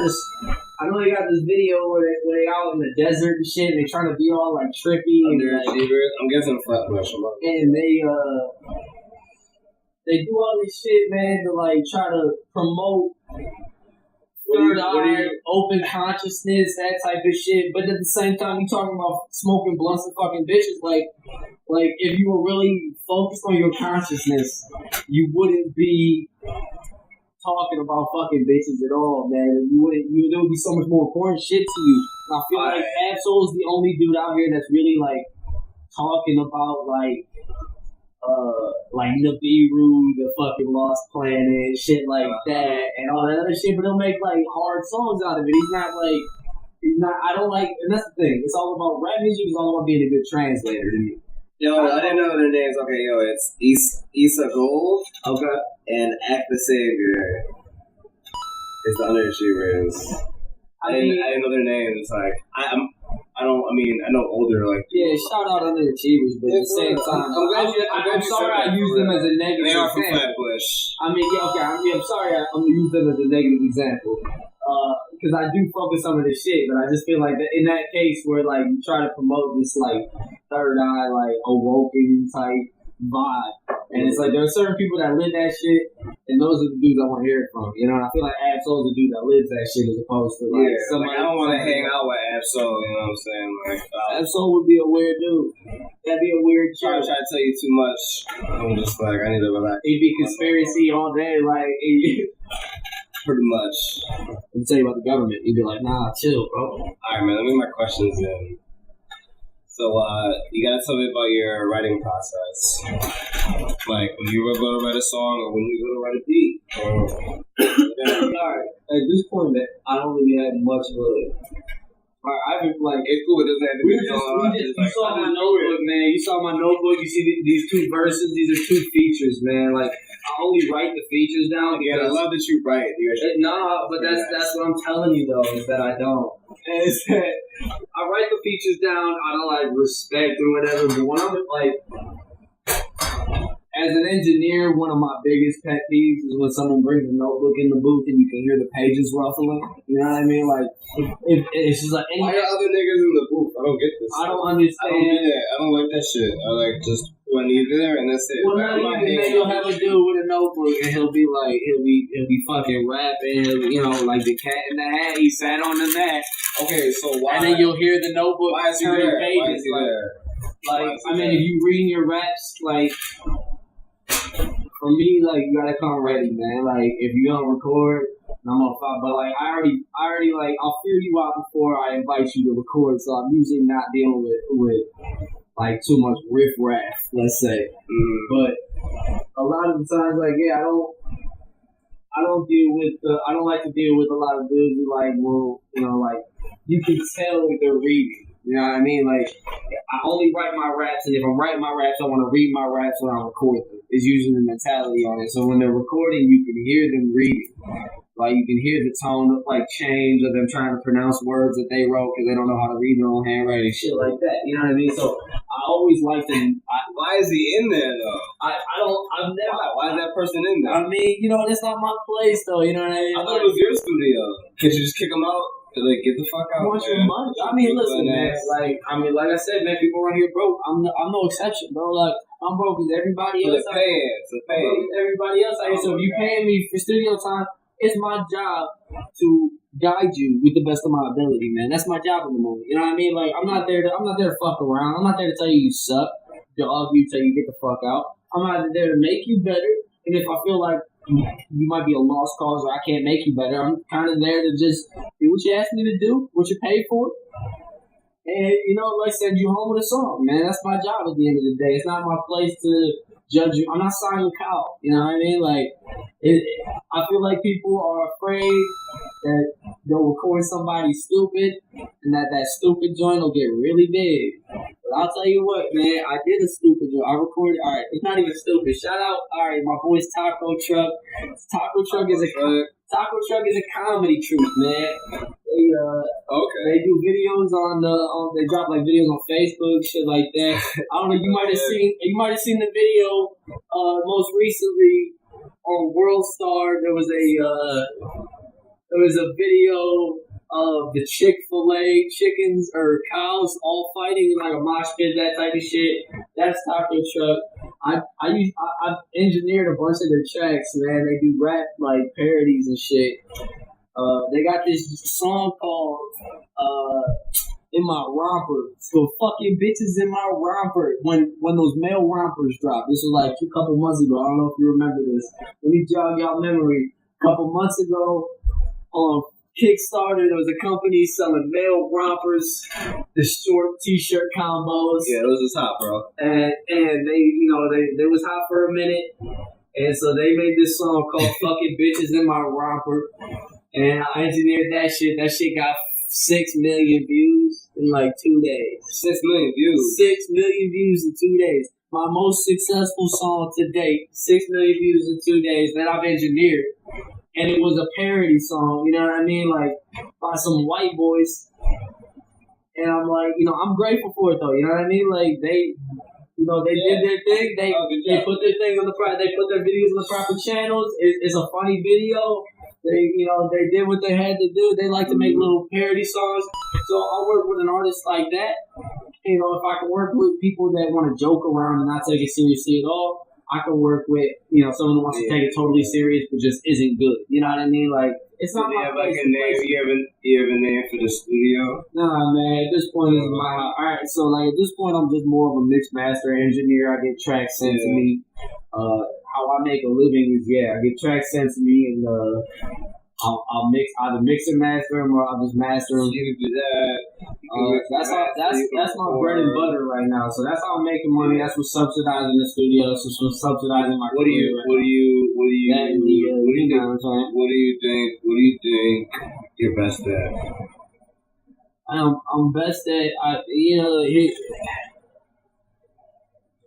I always think the justification or the classification of like, I'm a singer songwriter. I think it's like, I don't know, it's kind of a little blasé, but I think I'm best at like, putting songs together now. Yeah. That's why I stopped making music a while ago, because I feel like I was caught in the trap of a lot of rappers are like trying to be the best rapper. You know what I mean? So they're trying to either what's wrong with that? Record sales aren't competitive in the way that people would think. Like, obviously, like when you think about record sales, the records that are selling the most are not the records that have the most lyrical content. Right? Are you trying to sell those records? That's the question. You're trying to both. That's the question. At some point, which one are you trying to do? As everybody's got to ask that. Is that, are you trying to be the best rapper out here? Or are you? It's not. Are you trying to sell the most records? I really don't give a fuck about selling the most records. I honestly, like, I'm more until something else happens, man. I'm going by I'm dropping free music and I'm selling merch. Oh, yeah. I'm dropping free music and I'm selling merch at soloset.com because I am the fucking solo set. Soloset.com. This motherfucking this whole I either need to be the best rapper or to sell the most records, I think is the wrong comparison. It's either, I think that you either want to be the best rapper, which is a respectable way to go, or you want to make good music. Because Eminem, while he may be one of the best rappers, makes terrible records in my opinion. I mean, there's only like 2 or 3 Eminem songs I could say that I like. You know what I mean? Like, I don't think that's true, man. Because here's the thing. I'm a big Royce the 5'9" fan, though. Shout out Royce the 5'9". I don't like Royce though. Alright, but what you gotta realize is that M got all those flow patterns from Royce. So what? So Royce is the original. Alright, man. I think. So what? And Drake got all his shit from Big Sean. So what though? Drake's still way bigger. Say that shit. Alright, but that's the thing. Alright, there's your thing. Do you want to be bigger or do you want to be better? I would say that Big Sean is a better rapper than Drake. Would you? Would you say Big Sean is a better rapper? You know what I mean? I'm not saying are his songs better. I'm saying is he a better rapper? I think that honestly, Big Sean has more lyrical ability in terms of metaphors or flow patterns than Drake does. Drake tends to ride a flow pattern a little too long. He'll ride it as long as he can milk it, as long as he can make money off it. And then as soon as people are buying it, when he notices a drop in record sales, he switches up his flow pattern by usually, this is why I don't fuck with Drake as much, picking up a new artist. I Love McConan, Weeknd, Party Next Door, jocking their flow, dropping them a year later. Or first of all, man, I don't fuck with Drake's business, but you sign people and make them drop all the vowels out their name, bro. I don't think he does anything. I think that's what his team does. How does he have time to manage artists? It takes time, you know. I don't think he's managing the artist. So I think he's calling the shots. He's calling the shots. He can't like do. Yeah, LeBron is not. LeBron is not calling. He can be goofy with the staff and shit. LeBron was not calling get his way. Boogie like, hey, yo, you want to come to Cleveland to help you with championship? And him like, nah. He was like, yo, I want so and so on my team, I want so and so, and then the guys are going out to do it. Drake is still calling the shots, man. OVO is still Drake's baby, man. Straight up. I would say Drake, and if not Drake, 40 got more control. I would say 40 got the time to do it, for sure. 40? I would say 40 got time to call shots. If 40's the one you actually go to the studio with? No. I love it. Yeah, I mean, yo, alright. They say he's sick. Pusha T, man. That line, that bar, bro. It's rough. 40 on what time he got that man is 666. That shit was ace. Yo, like, I'm not a dude about beef. But if you're gonna beef, I appreciate the way Pusha T beefs. If you're gonna beef, fucking beef, bro. Like, and Pusha T was like, I'm going at you. Like, and so Pusha T always beats Young Money. He always does. Yeah, Pusha T is definitely like Pusha T is my top 10 for sure. Yeah, you got him again, you know. Yeah, thank you for reminding me. For sure. I would agree with that 100%. I remember we had that one video, it was all in black and white, and it was like, this dude like smoking crack, and it was like, I don't know what song it was. I think it was like a Lil Wayne, Drake, and a whole Young Money this. You sign of one nigga, the sign of another nigga. Yeah. Like that. The 360 did joint. Oh, I thought that was about MMG originally. I didn't even know that shit. I thought it was about MMG, that's the one thing, man. Like, a lot of people, I talk to people all the time. I used to talk. They ain't making up music together. I used to talk to A&Rs and shit about signing, and shit just always seemed really weird to me. So I never pursued any sort of like label management. Especially like what you water, see. Bro. Yeah, I mean, I could pause it. So what happened to your old crew when he was younger from when he was Outright Jets? Man.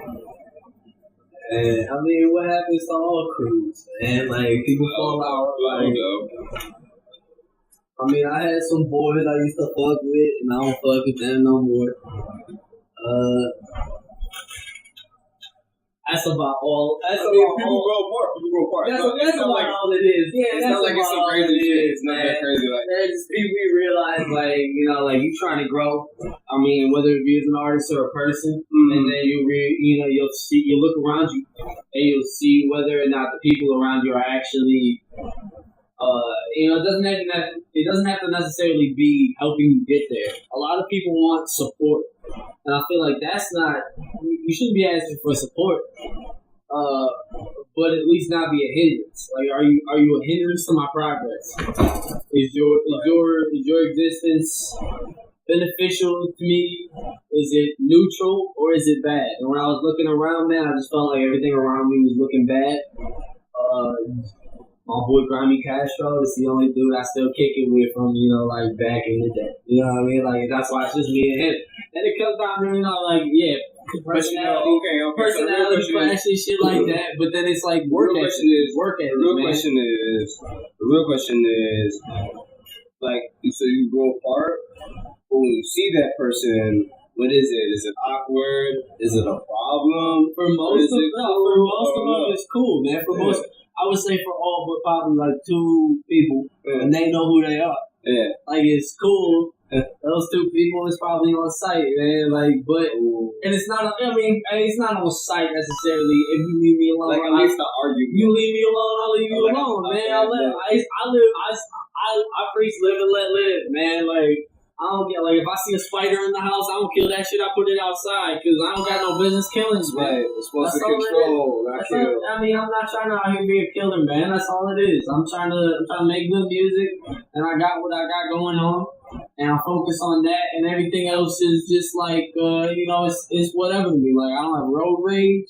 I'm not cussing at people. I don't even play games with people on the internet. Like, I don't like video gaming online because I don't like to really just interact with people that are negative, man. People on the internet and people that play video games are like, you piece of shit. I fucking hate you. Like, all that shit while they're fucking playing this damn game. You're like, we're playing the game, man. Why you cussing at me, dog? Like, what the fuck? It's just like, I look at it as fake. I look at it as, the way I view it is everyone on the internet is 12 to me. And that way I look at it with, like, some sort of, resemblance of comedy. Like, any viewpoint that's negative, anything I see on the internet is like, obviously you're a fucking idiot. Like, so why the fuck do I care anyway?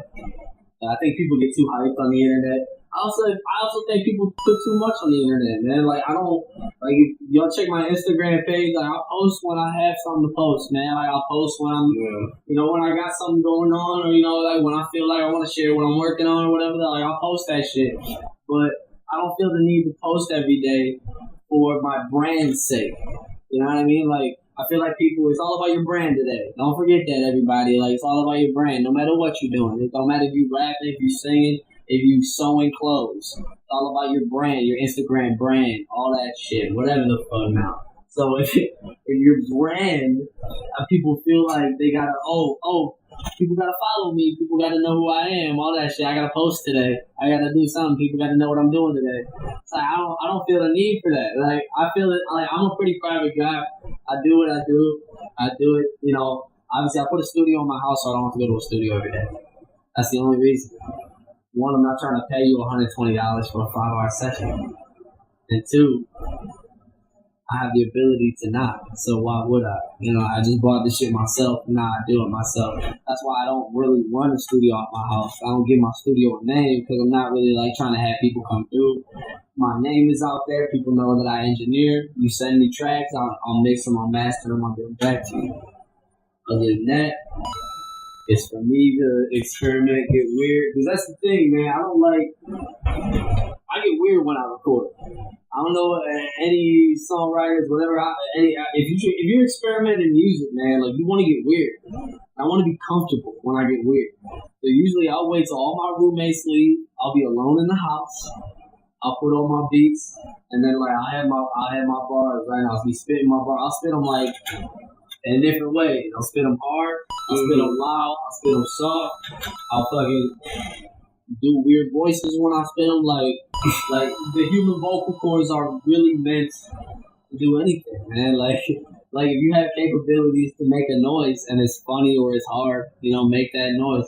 And shit is the fucking word of the day now. You know what I mean? Like, everyone's saying this shit and all that bullshit. It's dumb. It sounds stupid, but it's funny, so people say it, man. Like, that's what it comes down to, man. Like, you don't overthink these things. I think think that I like to do I just like to do a lot of weird stuff. So when I'm trying to like make this album, right? I've been working on this album for like me and Grimy have been working on this album for the album we got for about a couple months now. I've been working on a self-produced joint called First You Struggle, Then You Hustle for about 2 years now. And like I'm just trying to make that I'm trying to make it a piece of music that holds up. That's all. I'm just trying to make it like something that people listen to. When you get sick of it, you put it away. 3 years from now, you listen to it, and it still holds up. You know what I mean? Like some of Kanye's old shit, Graduation, one of my favorite albums. I listen to Graduation today, I get that same feeling. You know what I mean? Like that shit holds up. Some other albums I was really into, trying to think of one. I mean, like that's what I'm saying. Like some albums you get really into. And then you listen to it a year later, you're like, oh, I mean, I just, it was just alright, or I'm just not like people are ashamed to hear Lil Wayne's Lollipop now. Yeah, it's kind of. I think I heard you talking about that shit on a different podcast. People are ashamed to hear that song. Everybody loved that song, man. When that song dropped, everybody loved that song. No one was ashamed to love it because Lil Wayne was the fucking shit. You know what I mean? That's all. And no one was like, he could do no wrong at the time. Now we have the advantage of time. We see that the song doesn't hold up, you know, but it was a good song at the time. So it's like, I don't want to make lollipops. You know what I mean? I'm trying to make graduations out here. You know, like I'm trying to put together projects that are cohesive, that grab your attention, that let you know, either what I'm going through. Because I feel like I got like maybe 3-4 hours that I could give y'all to let y'all really know who I am. You know what I mean? And that's about 2 years worth of material. You know what I mean? And this is where a lot of this is where you hear the term one hit wonder, shit like that. Where people run out of shit to talk about. Like when you give people your story, they get used to your story. Wait, so one hit wonder is? Well, a one hit wonder is like anybody who drops a song that's hot, and then they never come out with another one. But I'm kind of using it more in the context of someone who's hot for a year or a year or two, and then you don't really hear about them anymore. Like, I don't know who to name right now to like really give you an example. Maybe Fetty Wap. Fetty Wap was real hot a year or two ago. You know what I mean? You ain't heard Fetty Wap in like a year? Yeah. You know what I mean? Like you ain't heard Fetty Wap in what? And did we get our fill of Fetty Wap? You know, is that the question? Did he just run out of shit to tell us? Is that the question? And that's where a lot of artists falter, is that like they run out of shit to talk about. Like, if I'm a storyteller rapper, if I'm a J. Cole, Drake, Kendrick type, and I tell y'all all my story, my come up. If I tell y'all my come up in one album, and then I run out of shit, where do I go from there? You know what I mean? And a lot of people don't think about where you go from there.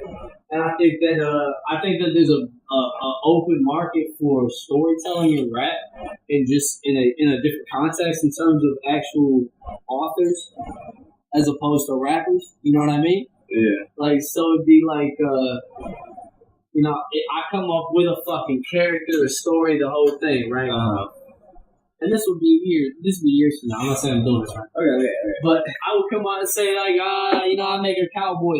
We'll just do shit exactly today. You know, I make a cowboy character. This motherfucking cowboy is a badass motherfucking OG cowboy. He's gonna rob a bank. He's gonna take that money and he's gonna fucking go save the town that's under fucking control by this fucking gang of assholes, right? Yes. That's my story. And then my goal would be to translate that to you in and out. You know what I mean? So every song. So what do you say then?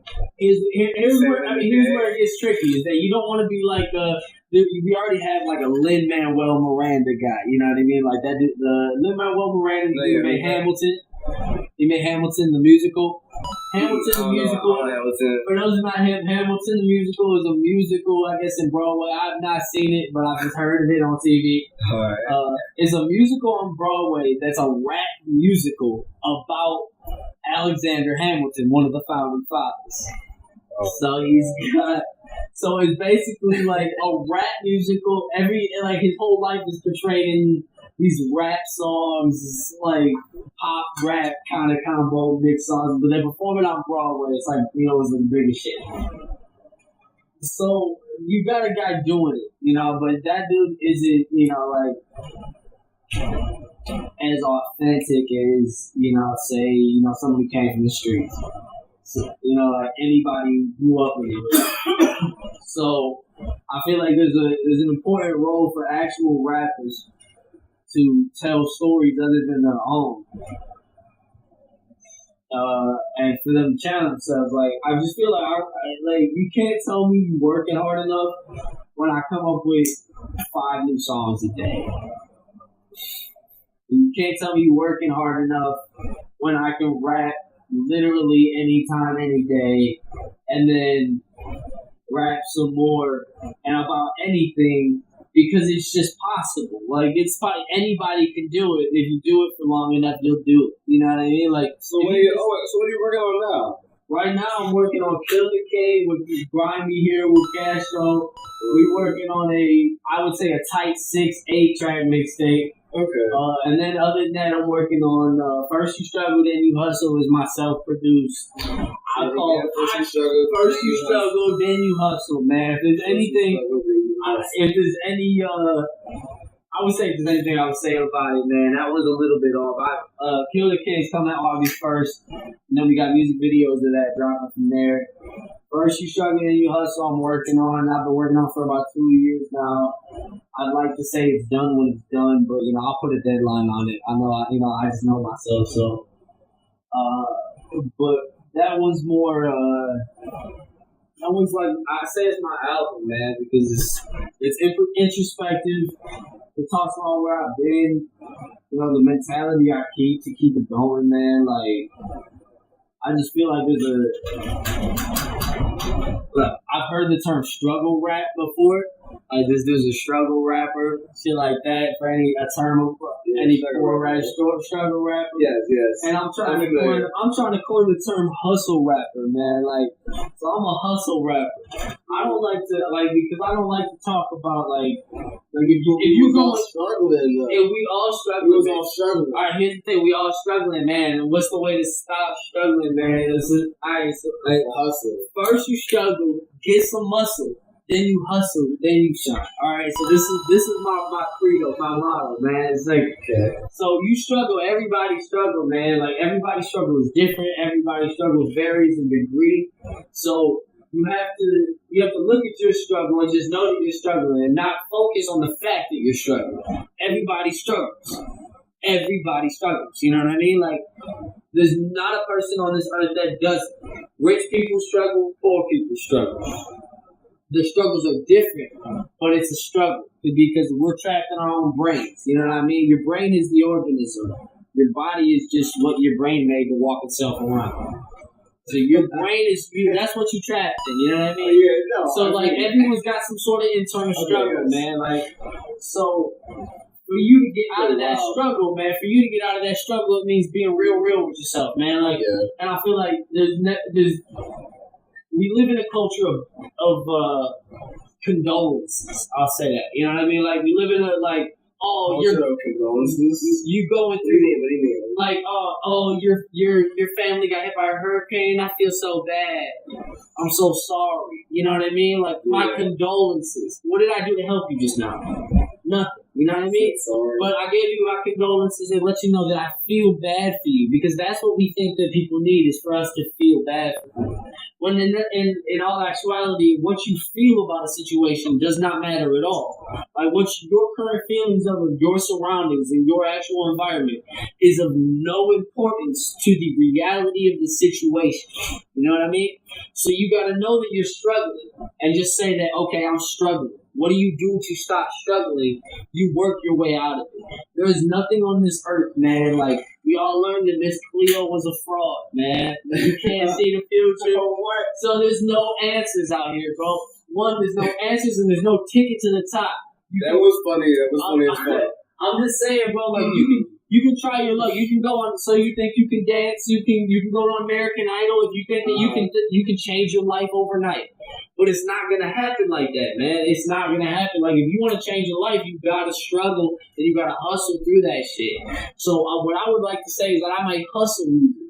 I call my shit hustle music because I'm just trying to let people know that if you struggling, we all struggling, man. I'm struggling too. I'm not a rapper who got it, bro. I don't got chains. I don't got a watch.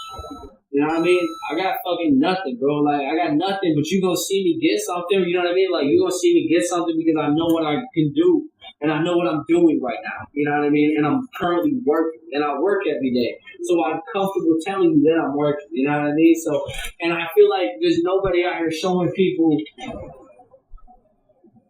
influenced by music in all sorts of ways, man. And there's no one out here, I feel like, really getting the vibe of, like, it's hard, but, like, work and it gets better, you know what I mean? Like, no one's rapping about the work, no one's rapping about the hustle, no one's rapping about the actual grind. People just say I grind, and then people say I'm shining, I'm balling, look at my wrist, whatever the fuck, you know what I mean? Like, I was grinding, now I'm here. Okay, but like, alright, if I'm struggling right now, how does your music help me stop struggling? All your music does is floss to me that you're not anymore. You know what I mean? Like, and that's what a lot of rap does nowadays. A lot of rap is about, oh, I made it out. Look, I made it out. It's not about, let me help you make it out. You know what I mean? Like, who gives a fuck if someone else makes it out too? I'm happy if you make it out, even if I don't like you. Because I know what struggling feels like, and that shit sucks, you know what I mean? So it's like, why the fuck would you want anyone else to struggle? Or why would you hold it over someone's head? Look at my watch. Look at my chain. It's true. Look at my bling. Which I'm saying, like, people are stupid now. Like, because it's not, people call it dumb rap. It's not dumb rap. It's just people that are flossing on people who don't got it. And that's why you have an XXXTentacion situation. I'm sorry to say it. They're RIPX. But, like, you have a dude, a dude who's out here, got a nice car, got the shit now, and to someone who's really struggling, that just looks like he's holding it in your face, man. Like, that's all it looks like. Like, as opposed to, and that's why I said, like, I fuck where Jay-Z's at in this point in his career, because he's actually trying to give you game now. He's actually trying to tell you a little bit of game. It's not necessarily the most.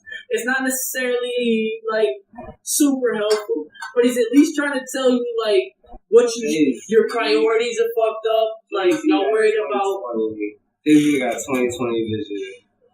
He just telling us shit we know just with his fucking. Alright, what you gotta think about? Like, what you think about it's always about it's always about the kids. It's always about the kids. At the end of the day, the kids are the ones who can be the most impressionable, right? And the other day, alright, so this goes back. The other day I saw a cartoon, a superhero cartoon, and the government were like some of the good guys. Like, the dudes in the government helped the superheroes take them down. And I was like, yo, that's not what the government's about. Like, the government's fucked up. Why are we teaching our kids that the government's cool? Like, that's indoctrinating our kids that the government is good and should just be left alone because they got it under control. Shit like that. I had a lot of thought about this. But then I thought about it like, like, I think it's good that we show kids that you can have a government that is good. So my whole viewpoint on it flipped, all because I feel like at the end of the day, when the kids are the most impressionable and they're the ones actually soaking your shit in, you listen to a Lil Pump record and you go, all right, like he's saying Gucci Gang a bunch of times, like this dude's whack. A 8-year-old, 13-year-old, 14-year-old kid is listening to that record going, Gucci Gang, like, and every fucking word is in his brain and it means something to him. You know what I mean? Like, it means something else. And I think people forget that for the kids. Like, they take shit in a lot harder, bro. And I think that when you give the kids something to look forward to, give them some game, actually game. Like, people talk about the game. People don't give any game. People talk about the game. People don't give out the game. Because they want to win the game. Because it is a game. You know what I mean? So, I don't give a fuck about the game.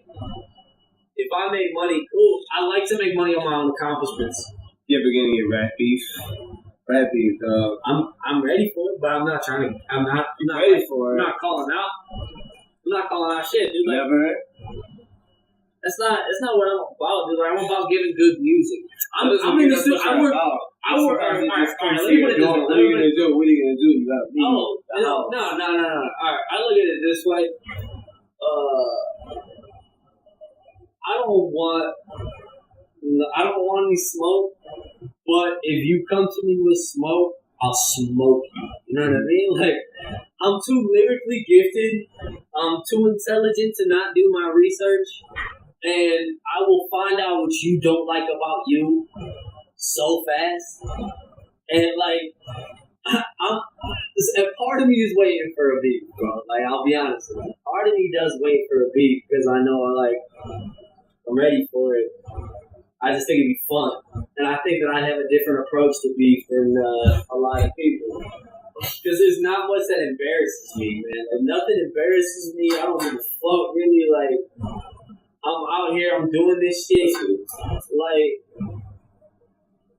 I live my life, man. That's what I do. So I don't give a fuck. So who are you listening to? Who are you listening to around the city then? Around the city? Yeah, around the city. I'll be honest, I listen to a lot of Ray Jr. Okay. I listen to a couple Rick Flames tracks. Yeah. I'm like, cool. I like Rick. I just like that he's singing out here, like, and that he actually doing what he's doing. I like Kip Stone, bro. Kip Stone? This dude, Kip Stone, bro. I saw this video, man. I don't know Kip. Alright, I'm trying to just give respect to people who deserve it. That's all I'm trying to do. I'm just trying to really think of like who I feel like deserves this thing. This dude, Kip Stone, I saw him on Complex or something, right? Ooh. And I saw this video called 30 Feet Tall or some shit. Complex trash. I like Complex, man. I think Complex is trash in Complex. Double XL is trash to me, dude. I don't fuck with Double XL. Oh yeah, what was up? I feel like Double XL is run by middle-aged white women or some shit. I feel like it's only run by white people who don't know hip hop and are only focused on like what the children want. So that's what they focused on to try to save, bro. But I mean, I tried to tell. 4 years ago, and let's not forget, 4 years ago, Double XL was almost bankrupt. Double XL was about to go out of business. They're about to put their prints out of company. So like, out of print. So like. Double XL, I had the same internet presence. It's like if that's who you are already, okay, the internet's not booming. Like you still, I don't get how.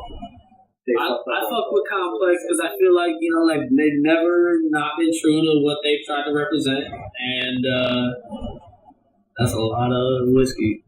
Good job. And they just report, man. At the end of the day, man, we're like, all right, so we're the first generation with the internet, right? Like that. We're the first generation of adults with the internet. I'll say that. We're the first generation of people who have grown up and now have to deal with what the internet's become in its entirety. So we have to make the laws for it and all that shit. So I feel like it's just a weird time. It's just a weird time in history, man. Like we're just in another revolutionary time that we have to figure out how to deal with. You know what I mean? Like, we just have to figure out what the internet is to us, how we're going to use it, and then implement a set of... It's just flowing through our brains. Ooh, what that Wi-Fi, internet, going through our fucking brain. I mean... Can't be good for you. I don't think it's harmful to you, dude. I'll be honest, because they tell you... Would you be surprised if it was? Yes, because I believe our scientists. I won't believe our government, but I believe our scientists because they're 70%. 70% of scientists are in disagreement with what the government will portray in the media. So, so you throwing numbers in there. It's like, I mean, I just know numbers, dude. Based off of what, bro? Based off of, you can look this up, man. What is this? What was it? 70% of what? 70% of what science's norms are concurrently disagree with what the government portrays to the media to keep control. That's not conspiracy, these are facts. I'm just saying this shit, man. I'm just saying this shit.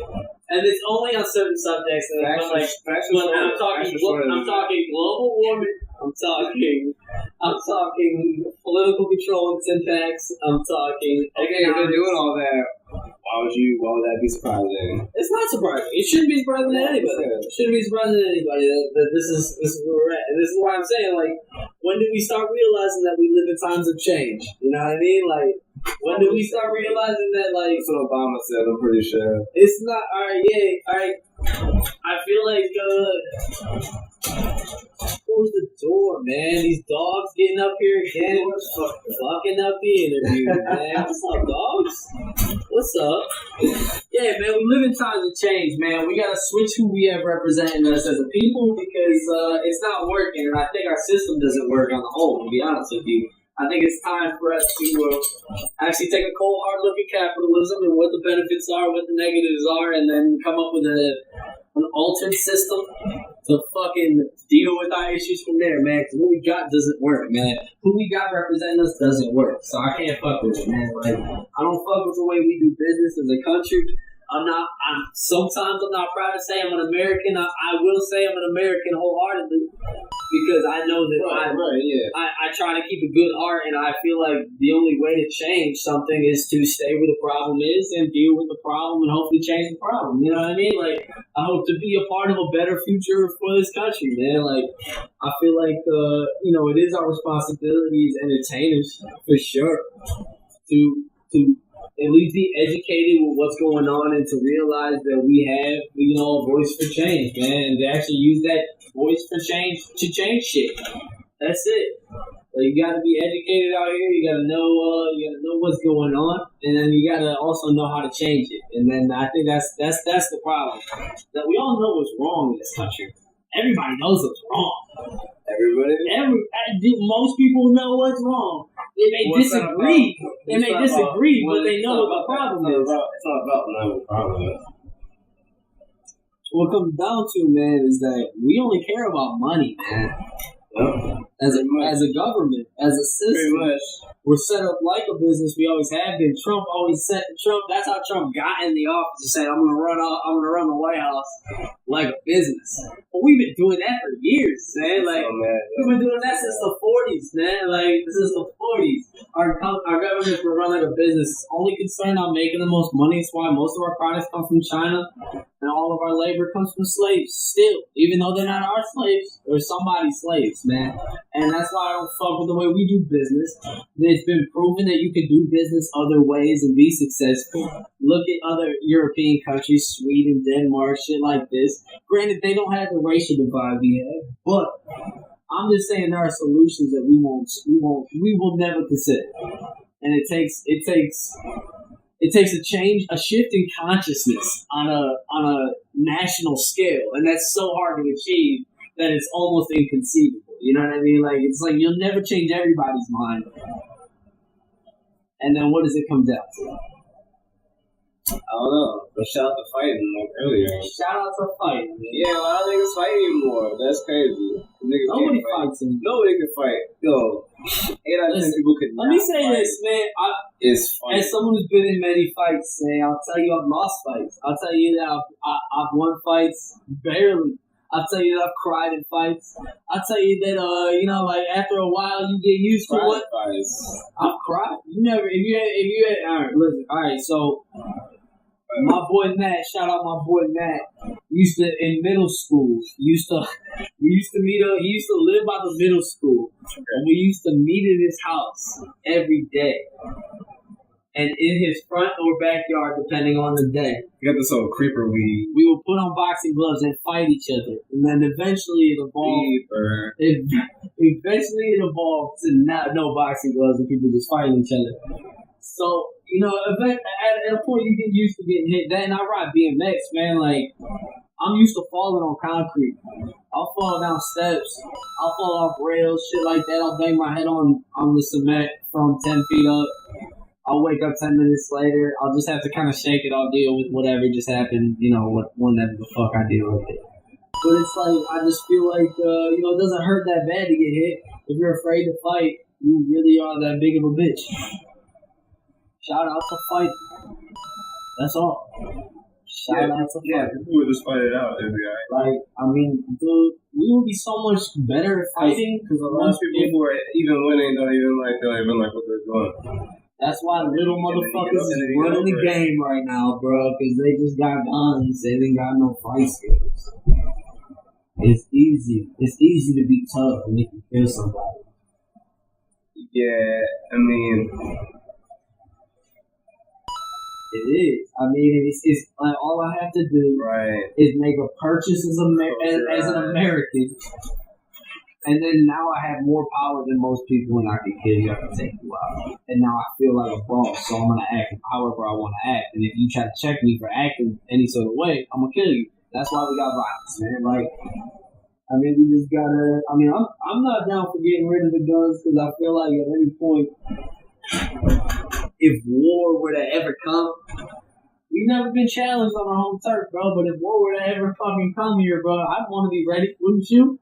Wouldn't you want to be ready then? I want to be ready. That's all I'm saying. I mean, that's how we all feel. Well, who knows? That's all I'm saying. We'll wait and see. I'm pro guns. I'm anti-idiot, man. Let's just put it that way. Stop being idiots. I think we give the world enough like stupid shit to look at that they forgive us for most things. There's not going to be any kind of attack. Yes and no, man. The Bucks gotta stop somewhere, though. You know what I mean? Like, we pull a lot of shit, and we've done it for a long time. And you can only pull that shit for so up. Like, I feel like Russia.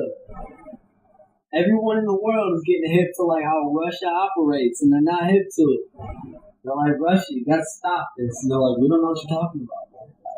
And we're like, yo, we know. Yeah, I don't pay attention to this. We know you know. I don't pay attention to this. Alright, man. I mean, if America's bad, Russia's worse. But America's still bad. Is what I'm saying. You know what I mean? I think America, bro, it's you. You gotta let me know. I mean, I'm light skinned. I'm Puerto Rican and Irish, though. If you want to put it out there, I'm Puerto Rican and Irish. You ain't Puerto Rican. I'm Puerto Rican. You want to go see a picture of my grandmother? You Puerto Rican? I'm Puerto Rican, yes. What are you like? 8% Puerto Rican? No, I'm fucking 30% Puerto Rican. Actually, I'm 30% Puerto Rican. Okay, 30. My grandmother is straight Puerto Rican. Came here on a boat. You're more Puerto Rican than me, then. Bro. Alright. Like, everyone in my family is everyone on my mom's side of my family is dark as fuck, and I do not look right there at all. Like, no, my grandma actually is the only one of my like all my aunties and shit that doesn't speak Spanish. My grandma's one of 6. I'll be fake Rican. I'll be fake Rican. Look, it's my side. I'm not trying. Listen, man. I love Puerto Ricans, man. I also hang out with a lot of Puerto Ricans as well. I don't claim ethnicity though. I just think that's stupid. But I'm me. I don't know. You're like gender fluid. Yeah.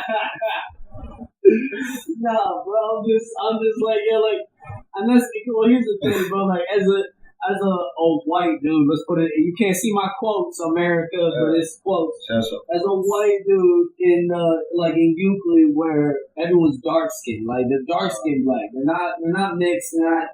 Well, everyone's dark. And you back when I grew up in the '90s. No, it's everyone's dark. Everyone's dark skinned over there. So. Did it make you nervous? No, because no one ever. As a kid, I just had friends from my apartment building and shit like that. Everybody dark skinned. I had no fucking clue. You know what I mean? Like, these are just my friends, man. You know what I mean? This is my friends. Like, that's all it is. And like, I don't look at like I understand in ways I get away with shit because I'm white and my friends aren't. You know what I mean? Like, I chill with a lot of black people, and sometimes we'll get stopped for like bud possession or whatever the fuck we getting stopped for. And I will notice that the cop ain't paying attention to me at all, man. And I'm wondering, I'm just sitting there like, yo, I'm the one with the butt on me, bro. I'm the one with the butt on me. Y'all leaving me alone. Y'all patting my dudes down. What the fuck? Like, so I see that it goes on, man. So it's like, I never want to take away the struggle that black people go through. You know what I mean? Like I hate when white people say like, oh. Nah, but I'm black, man. Like, I'm white, but I'm black. People say I'm black because I like Kool-Aid, man. No, fuck you, man. Like, you're white, you don't deal with the consequences, man. When you don't deal with the consequences, it's impossible. I haven't heard anyone say that to me in a minute, though. I'm just saying, man, like, I'm going here at the end of the day, man. That's why I don't, like, I don't fuck with, like I know good police officers. I have friends that are police officers, but I don't fuck with the police. You know what I mean? On a whole, I've had friends who have just become police officers. Like, they were my friends before. People that might do it. So it's like, yeah, and it's a weird thing because you start to kind of like be like, oh, you want to be a part of that. You know what I mean? Why do you want to be a part of that? It starts to make me question our friendship a little bit. But, you know, like, some people want to be good cops out here. Some people want to be good cops, and I got to give them credit. Like, but on the whole, I do not fuck with the police because on the whole, y'all are killing my fucking friends. You know what I mean? Like, stop killing my fucking friends. Like, that's it. That's the way I look at it. Like, I don't give a fuck who you are. If you're white, black, or Puerto Rican, I don't really give a shit. If you're, you know, like, if you're cool, you're cool. You know, like, if you grew up in the hood, you grew up in the hood. If you grew up in the burbs, you grew up in the burbs. Either is fine to me. I don't care. But just be you, man. Like I can tell when you're not, when you're trying to be someone you're not. Everyone can tell. Like, people can tell when you put on a facade. Mm-hmm. You know, like, people can tell when you, like, when your story don't check out. You know what I mean? Like, when the jig is like, you trying to be someone you're not. Like, I don't understand it a lot of the time. So it's like, I just feel like, there's room for everybody here, man. Like, shout out to racists, but fuck y'all. Like, that's how I feel. That's like, being honest. Racists are fucking assholes, and like, y'all need white people that just don't take the shit. That's what I feel. I'm a white person with my complexion, but I also will not tolerate fucking racism. You know what I mean? Like, if I see you being racist in public, I'll check you. Because I don't fuck with the shit. You know what I mean? Like, if you fucking with people... I'm too lazy to check somebody.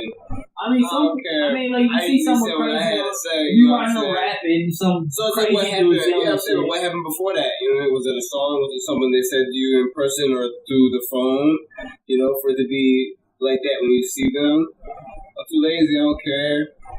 I mean, to a certain extent, you don't know. You don't know the story. It's not your business. But if I see like a white dude call somebody the N-word in public, like, I don't care what the context is, bro. Like, you're like, that's racist. You obviously have racist viewpoints. I don't care what you try to justify your reasoning behind why you think it's okay to do what you just did. But at the end of the day, you thought it was okay to say what you said, so you obviously feel that sort of way. So, you know what I mean? Like it's never crossed my mind to call a black person the N-word. Because I have a million, like, not even because, I have a million ways to be specific about what I hate about you. You know what I mean? Like that's what you're supposed to fucking do. That's what I'm saying. Like, I don't understand, like, how it's so complicated for people, for real, man. Like, race is retarded, bro. Race is retarded. We're all gonna be a certain... Oh, we're not? I thought this was the low road. Oh, that's the road. I broke the rules, yo. And the After Effects horn, I broke the fucking rules. Here, I'll break the rules again, man. Race is fucking retarded. We're all gonna be like skin brown in like 50 years, man. I guarantee you. Everybody is. Everybody. We're all gonna be like one uniform, beautiful bronze color. And I won't have to go tanning anymore. That's all it's gonna be. Oh man. I have to tan right now. I have to see you outside the fucking tan place. I'll be so upset. Nah, you'll see me inside the tan place because I'm pale as shit. I like to see you inside because I'll never be inside there. Yo, I'm gonna see you walking in. I'm gonna say I tan, bro. Smile on your face. I tan because I'm white as fuck on my legs and shit, and I don't wear shorts normally. Like, I'm wearing shorts now because I'm in my house. And it's hot as fuck. I'm in my house and it's still hot. I don't go outside in shorts ever, bro. I'm wearing pants 24/7. I don't know why. Sometimes I'll cut my pants off into, like, capris, maybe, if that's what you want to call them. Other than that, dude, I'm always in pants. Always in pants, man. My legs are so white, and I'll get tan up top, and it looks stupid, so I gotta tan sometimes. Shout out to tanning. I'm sorry. Yeah, shout out to tanning. You like self-conscious about your fucking legs, bro? Nah, I just like to look uniform, man. I didn't even notice his dogs were in there, by the way. Oh, my dogs are so good. My dogs are pretty chill, man. I did an interview before with the trans person. Yeah. and the dogs were walking around too much. It was fucking up my audio. Yeah, I think my dogs I'm such a rookie. I didn't know whatever. I think they just like to be around me, man. They're gonna find a way to get in the room. But they're cool, man. I got a white dog and a brown dog. Shout out, white dog, brown dog. I got my white dog at like 6 months. And then I got my brown dog. They're from the same litter, but I ended up getting her like a year later. So they cool. They just excitable, man. That's why I didn't want them in here. You show them too much attention, they'll be all over you. That's all I'm saying. Don't look at them. They're already looking at you. Okay. So where can we find you on stuff? I mean, you're gonna find me on all the appropriate channels, man. When I drop. We got Kill the King August 1st, man. You can find that on iTunes, Spotify, find it on Tidal. I might drop some, I'm definitely dropping some videos soon. I'm dropping some videos from Kill the King. Maybe even before the album drops, but if not, shortly after. And then, we're working on some crazy visuals. Yeah. So, who you working with? You want to shout your people out? Oh, we're working with me, man. We're working with me. Shout out YouTube, bro. I've been doing so much YouTube research, man. Like YouTube. Listen, I'm a dude who likes to do it himself, man. Like if I don't have to spend money to do it, I'm not going to, man. If I know okay, we love it, I will do it. I did go to school, so before I did the rap program, I did go to school as a photography major with a cinematography minor. So I did 2 years of that, and I am a little versed in editing, video editing, photography, Photoshop. I can use all the Adobe products. Shout out Adobe products. Yeah, and then,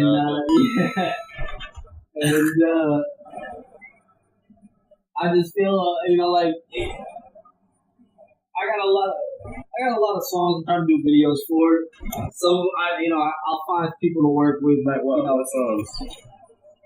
All right, so first song about to probably drop this week. When are you dropping this? When are you dropping this podcast? Is this gonna drop like in the next couple of days? I'll be dropping it this week though. It's the week of the 3rd, July 4th.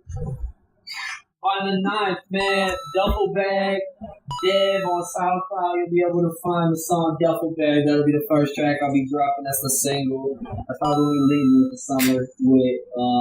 This is the summer of the flood, man. Like, I'm coming back out. I'm coming back out in a big way, man. Like, I'm working with everyone I can work with to try to do what I can do as big as possible. I'm trying to go start a tour here in the next couple months. Where would you like to go? Like a state tour? Oh, we're gonna do a state tour first, man. Like you gotta show the state first. I'm a Cleveland boy, bro, so I'm gonna do some Cleveland shows. Probably do some Lakewood shows. Lakewood's been on some shit lately with the venues, bro. Like, oh yeah, really? Shout out to Winchester. Shout out Mayhall. Shout out. I'll even shout out the Fantasy, bro. I don't like the Fantasy, man. There's always piss on the floor, but they got hip hop shows, man. So shout out anywhere who's doing hip hop shows, man. It's a tough world out here, bro. Like Cleveland's got a lot of venues, but not a lot that'll fuck with hip hop, man. And not a lot that'll. I mean, rightfully so, because it does. It doesn't make them as much money. I'll be honest with you. Like I've talked to a few club owners, it doesn't make them as much money.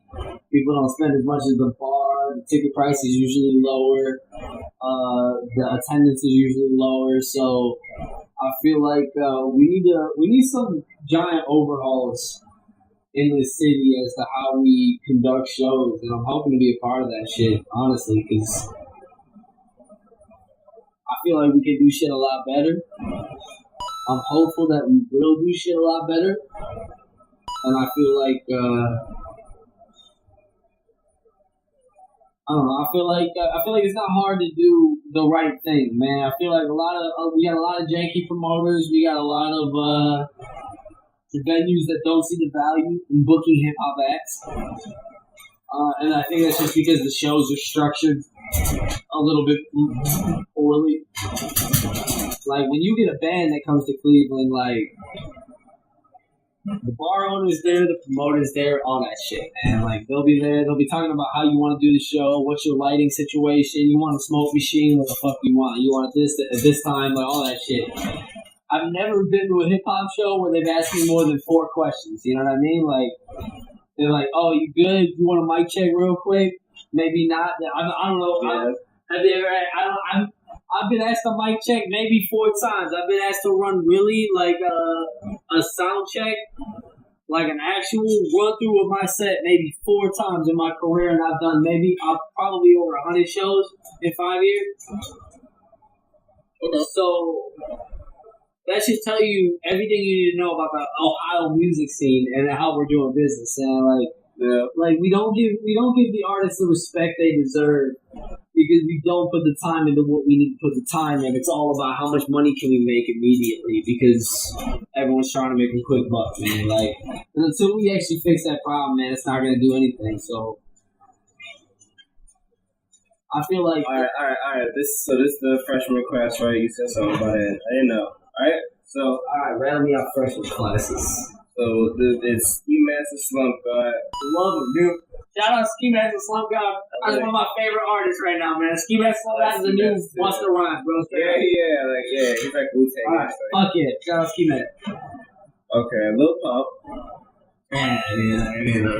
Lil Pump. I like Gucci Gang. I say it, get it in a fun way, but I don't listen to Lil Pump, to be honest. He's winning. He's winning. I'm good. I'm happy for him. Smoke Perp. Shout out Smoke Perp, man. I do love Smoke Perp. He's real as fuck, man. I just like his vibe, man. Like just his aura as a person.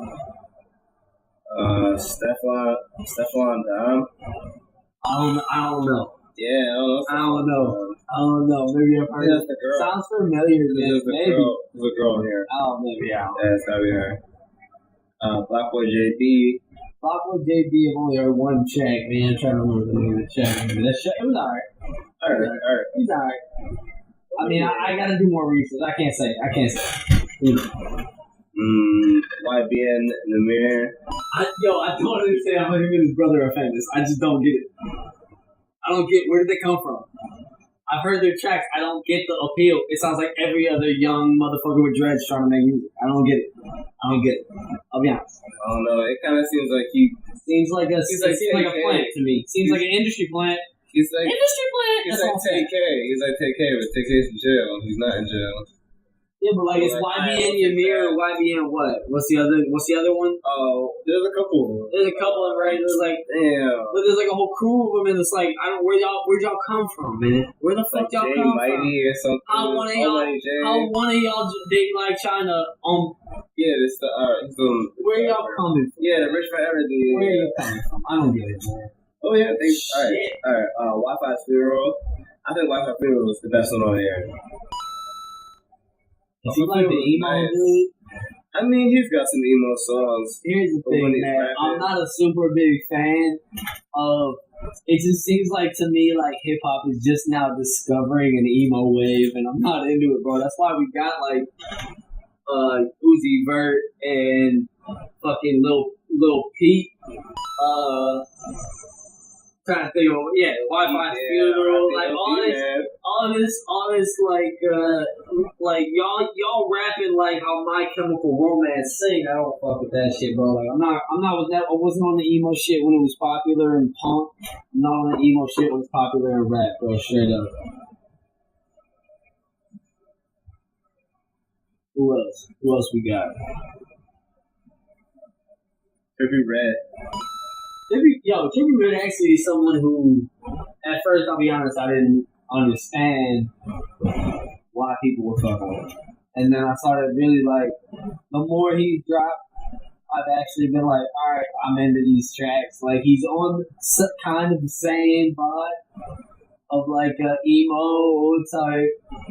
I'm gonna sing, I'm gonna scream, kind of like sound like a whiny a little bit, but I do fuck with Trippie Redd can actually rap, and I do fuck with that. So shout out Trippie Redd, man. Trippie Redd doing his thing. Yeah, man. Trippie Redd talks too much shit though. He needs to relax. I feel like that's like the Ohio. All of them need to relax, man. All these young dudes, Tekashi, all of them need to relax, man. Like, they think that that's the only way that they can stay popping in the media, man. And I feel like that's the only reason they keep beef going and shit, and just like shit talk and all that bullshit. It's like, just produce your fucking music, man. It's not about that shit. I don't give a fuck how hard you think you are. Again, because it goes back to being hard. Like, how hard do you think you are? Like, you 5'1", 140 pounds, maybe, bro. You seen that video with Tekashi 6ix9ine running? There's a video of him running, dude. It's funny as fuck, man. Like, it is so funny, bro. This dude is. I mean, sometimes you gotta run. No, but he runs like a toddler underwater, bro. Like, as slow as you could possibly run. And as weirdly as you could possibly, as like dead weightedly, like he never ran before in his life, man. It's the funniest shit, bro. Like these dudes are jokes out here, bro. Like that's why I'm saying, like, in the next year, bro. Anyone want to challenge me? Any of these new dudes want to challenge me? These little rappers out here. I'm ready for it, bro. Like, these dudes aren't real out here. They're not authentic. They're not the fucking truth. Like. They're not whatever they think they are. And I'm ready for that. That's that lane, though. There's so many. It's a lane, and that's what I'm saying. That's the most popular lane. That's why it's pop. There's different ways to reach the kids, man. I really feel like that, man. I got hype shit. Y'all ready for some hype shit? I got hype shit coming. You know what I mean? Like, Duffel Bag is a hype track. Not everybody is trying to be conscious, you know? Yeah, it's not all being conscious. I think, and like I said, I think it's about being a good translator. I don't think necessarily it's about being the most educated person or about being the most lyrical person or the most metaphorical person. You know what I mean? I just think it's about being like, do I get what you're saying immediately? You know what I mean? Like, if someone spoke a different language and you had to tell me what they were saying, could you tell me in a way that I understand? Me, for a dude from the hood. You know what I mean? Mm-hmm. Like. And I feel like that's the most important part. You know what I mean? Like, can you translate to your audience? Period. Like, can I get whatever you're trying to say? Who's your audience, you think? Like, who's your target audience? Alright, so just to be 100% real with you, like, the reason I stopped making music over just because I looked at like all the statistics, all that shit. And I saw that, like, I was only being viewed. All the numbers. I wasn't only, but the majority of the people that were listening to my music consistently were, like, white boys from Miami University, like, fraternity. I'm never going to college. I went to Tri-C for the rap program, but that's Tri-C. That's community college for those who don't know. That's not a college experience. Let's say that. So, like, I don't really vibe with those dudes a lot of the time. Like, I don't fuck with, like, really proper, rich people who are, you know, like that. Like, a lot of the time, like, I love them smoothies. As long as you can be real with me, I'm cool with you, but at the same time, like, bro. Yeah, I'm rude as fuck to a lot of people. So that's what I'm saying. Like, that's why I tend not to talk to people, is because I end up being rude. Like, I don't fuck with them.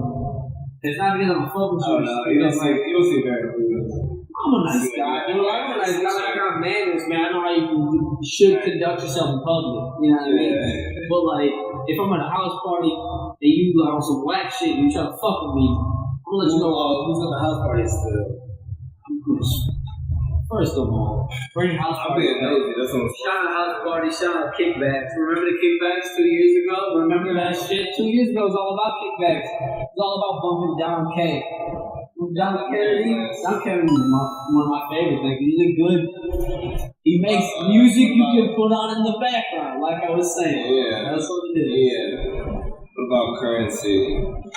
Like that, Mike? Alright, so growing up, I used to like Wiz more than Currency. But remember, they came up together. They came up together. They came up like together. Do not forget this. They toured together. They tracked together. They featured in all. Currency was something way before Wiz. Yeah. And Currency, when Wiz saw the opportunity to stop being a weed rapper and start trying to make popular music, more pop style music, you know, whatever way was popular, Wiz took that chance. Currency said, I'm making this shit every time. Currency is one of the most consistent artists who I respect more than most people because he's consistent. He knows his place in terms of what his music, the purpose his music serves, and he doesn't waver from that. I think there's nothing wrong with that. Like I said, one of the biggest problems in hip hop today is the fact that everyone's trying to do everything. Trying to be pop, trying to be rap, trying to be trap, trying to be rock. You know what I mean? Like, everyone's trying to be everything. Why can't you just serve your purpose and serve it with the 100% of your intent? And that be okay. That be enough. And I think that is enough. You know what I mean? Just like the way the shit's been going, it hasn't seemed like that. Well, what are you gonna do about it? Man, bro. The only thing I can do, man, is to produce the best product possible, man. That's all you can do. Yeah. I'm all about trying to produce the best product. It's the reason I cut myself off. The reason I haven't had a release in years, bro. In a couple years. So, you know what I mean? So, I'm just trying to get the best music possible. This is the longest interview in existence. No, not at all. No, what is it? What are we at right now? It's pretty long. It's like 2.5 hours. 2.5 hours is long. Oh, man, my longest we don't have to edit this, bro. My longest one was like 3.5. 3.5? You want to beat it? You don't want to beat it. Let's not beat it. Let's do something. I know you rap, man. I was checking you out on SoundCloud last night. Oh, thank you. Good. Even looking. I was like, yeah. I mean, listen, I do my research. Oh, and if I know I'm getting interviews, I'm gonna look at your interviews. I'm gonna see what you working with. You know what I mean? I'll see what I'm in for real. But then, if anything, bro, I'm gonna you had your tracks on there, bro. You had your tracks on there. So I checked them out. I was talking with them. I was like, yeah, bro. All right. You want beats? We can go through beats after this. You want to take some beats from? Oh yeah. I ain't taking a free beat. I'm not. Free type beat. Stop. You know what the samples is? Yeah. Stop. He was talking. Listen. Or maybe it's really badass. It takes a half hour to make a beat, America. Alright, but Joey Badass the best rapper right now. What? It's either Joey Badass, it's either Earl Sweatshirt. Listen, I would say that Joey Badass had potential to be, but I don't think it has proven his worth. He switched his whole vibe from like old school lyrical hip hop to like I used to be so famous that like whatever like his party track. He's trying to do it. I feel like he still don't know his. I feel like he still don't know his vibe though. Like I love Joey Badass, but I feel like he still don't know what his style is. That's my only issue. Really? I thought I identified it.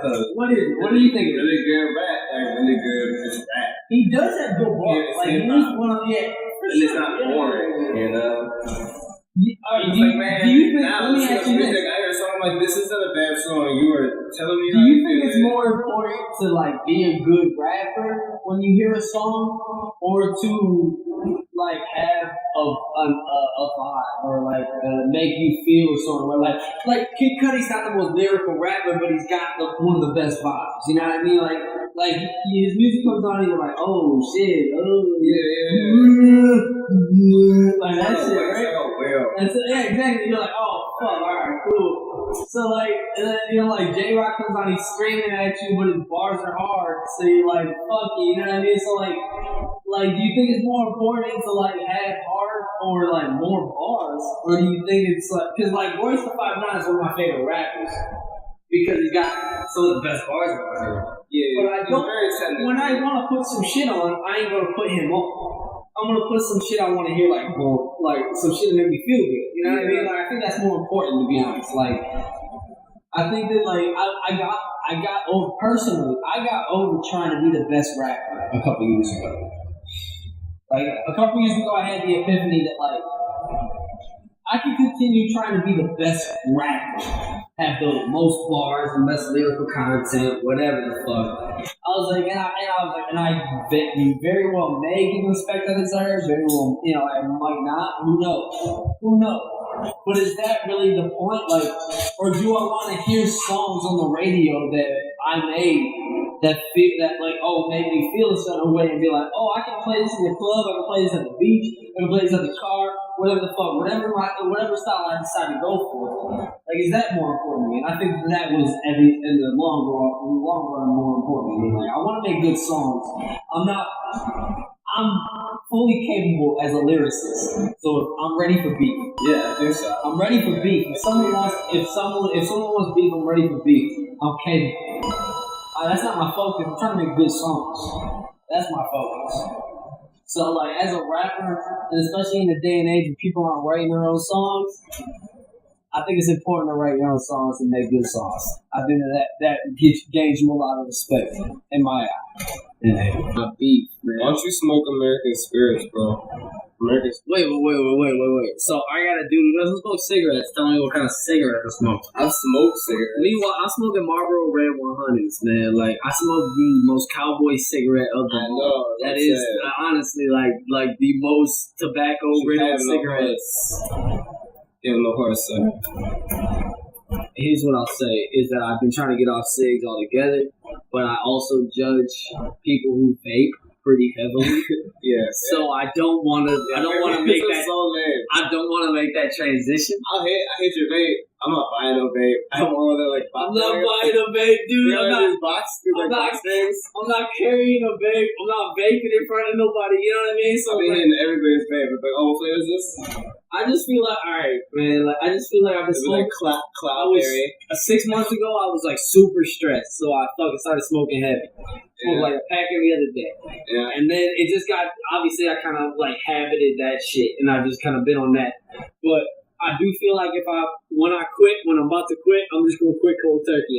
I'm just calling it right now. Yeah. I smoke weed. I'll never stop smoking weed, but cigarettes, I think I can quit cold turkey. Like, not work. You gotta just get stopped though. I just feel like it's like, why would you add nicotine to your vape? Cigarette shits. They ain't get a job doing that. Oh, dude, think of all that believes in that. And for all my cig smokers out there, man, think of all the cool cig tricks you can do. People talk about rolling. If you want to smoke tobacco, you have to roll it. If you're not willing to roll it, then there's no. I mean, obviously, I'm smoking Marlboro, so I'm not rolling my own cig, but I do kind of agree with you. You like those? Do you like those? I would smoke a rolled cig, but I just haven't found, like, I don't. American Spirits kind of, the only other cig I like are Parliaments, man. They're like a British cigarette. No problem, man. Like, they're alright, man. What about Virginia Slims? My mom used to smoke those shits, bro. That's not, I ain't trying to quit it. Listen, I ain't even trying to smoke for real. Like, I still don't, my dad doesn't know I smoke. He might now, you know, if he listens to this shit. He doesn't know I smoke cigs because I've been on his ass about quitting. Like, I've been, that's so hypocritical, man. Like, I've been on his ass about quitting, and I just started a couple years ago. I had a roommate that smoked.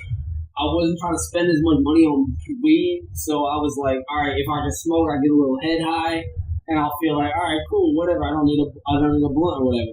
But, you know, then you get used to it, and then you just smoking cigs. And now that's where I'm at. So hopefully I quit that shit soon. I equate being a rapper to being a comedian, to where you ain't shit until you big as fuck. Like, if you go to someone's house and you say you're a comedian and you're not like, and you're not Kevin Hart, you know what I mean? Your friends are gonna judge you like, oh, like, what are you doing with your life? I'm just saying, like, in terms of the most cynical point of view, you know what I mean? Like, people will judge you like, oh, what do you do? Oh, you're a comedian. You do like shows downtown, maybe.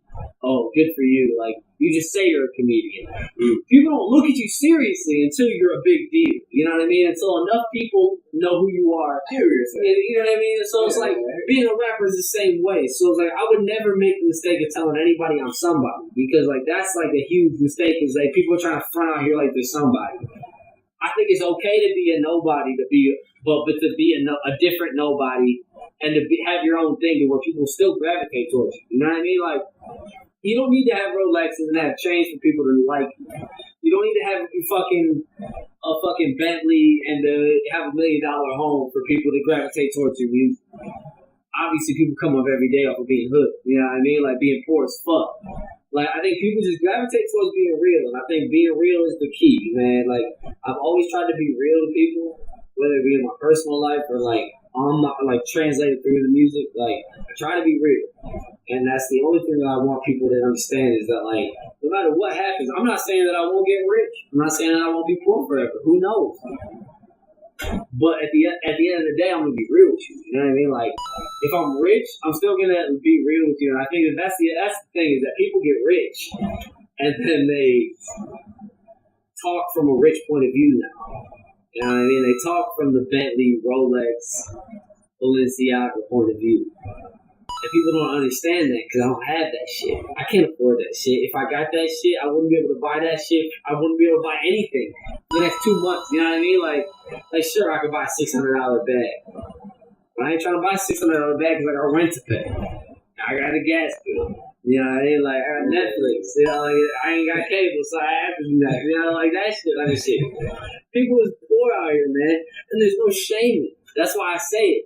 There's no shame. And the reason what we call the 99% is because it's 99% of us that are poor out here, man. Like, and there's no shame in that. And I think there's a very, like, misguided perception in hip-hop that you're poor and then you're rich as fuck and you have it all and you don't have any problems and you forgot your past. You know what I mean? Like, I think there's a need in hip-hop for people to just be real with people. Like, just give you what the real shit is. Yo, they can be sick and that's what they can believe. And that's why I gave up on... I have sick flow patterns, bro. Like, believe me. I got ill flow patterns. Ill flow patterns that people ain't heard before. Would you ever better at? I thought about battle rap, especially after I heard about the bar for bar. Yeah, Cleveland got its own battle rap scene, and I was like, shit, man, like. Thank you, bro. Yeah, I'm trying to make my shit like drink champs, you know what I'm saying? You listen to drink champs? Are you still shotting that shit? Yeah, you doing shots? We usually get rid of the bottle. Yo, what y'all gotta know about Double Bag Deb is he is not. It's gonna be mostly this to you. Right? He's a smoker, man. He commented on my blunts earlier. I'll smoke all day. I'll smoke 7 more blunts before the night's done, but I don't drink that much, man. He's got me drinking this whiskey. Cleveland niggas love blunts so much. Yo, I will say that. Cleveland motherfuckers love blunts, bro. Like, if you're not smoking blunts here, they're too good though. They're too good. Here's the thing about a blunt, man. All right, this is the reason. You smoke spliffs, you smoke cigarettes. That shit is great. Here's what y'all need to know about why Cleveland motherfuckers smoke blunts. I'll break it out on some game. And make sure y'all put this in the heading, Pat. I'm telling you, put this in the heading. This is why Cleveland motherfuckers smoke blunts. Is the fact that blunts, in Cleveland, you always chilling with someone new every day. And everyone knows this is true. Everyone knows this is true. You're fucking chilling with your boy. You go to your boy's house, and who shows up? 3 more fucking people. Did they got bud? Nah. Are you about to smoke a joint with 5, 6 fucking people? Nah, you're not about to do that. I would never smoke a joint. But I don't hang out with people like that, bro. Bro, still, I smoke blunts by myself. I will not smoke a joint. If they don't have enough of bro they on joint, then they just don't smoke. So I don't fuck with joints, man. The reason I don't fuck with joints. You gotta relight a joint every 3 hits, bro. Every 2 hits, you gotta take the lighter to that shit. It's only cool if you with my weed. No, I haven't, man. I've been rolling up this fucking. You wanna roll it? Oh, yeah. Hold on. Yeah, I roll it. You gotta see. You bring shells? No, I bring shells. Yeah. We're out. I think we're out. You got a bowl? Ladies and gentlemen, I do have a bowl downstairs. Sick. Alright, I wasn't gonna say it. And then we're gonna do this, do the weed talk, and then we're good. Alright, cool. I don't like playing with people online, bro. So I like any one player fucking video.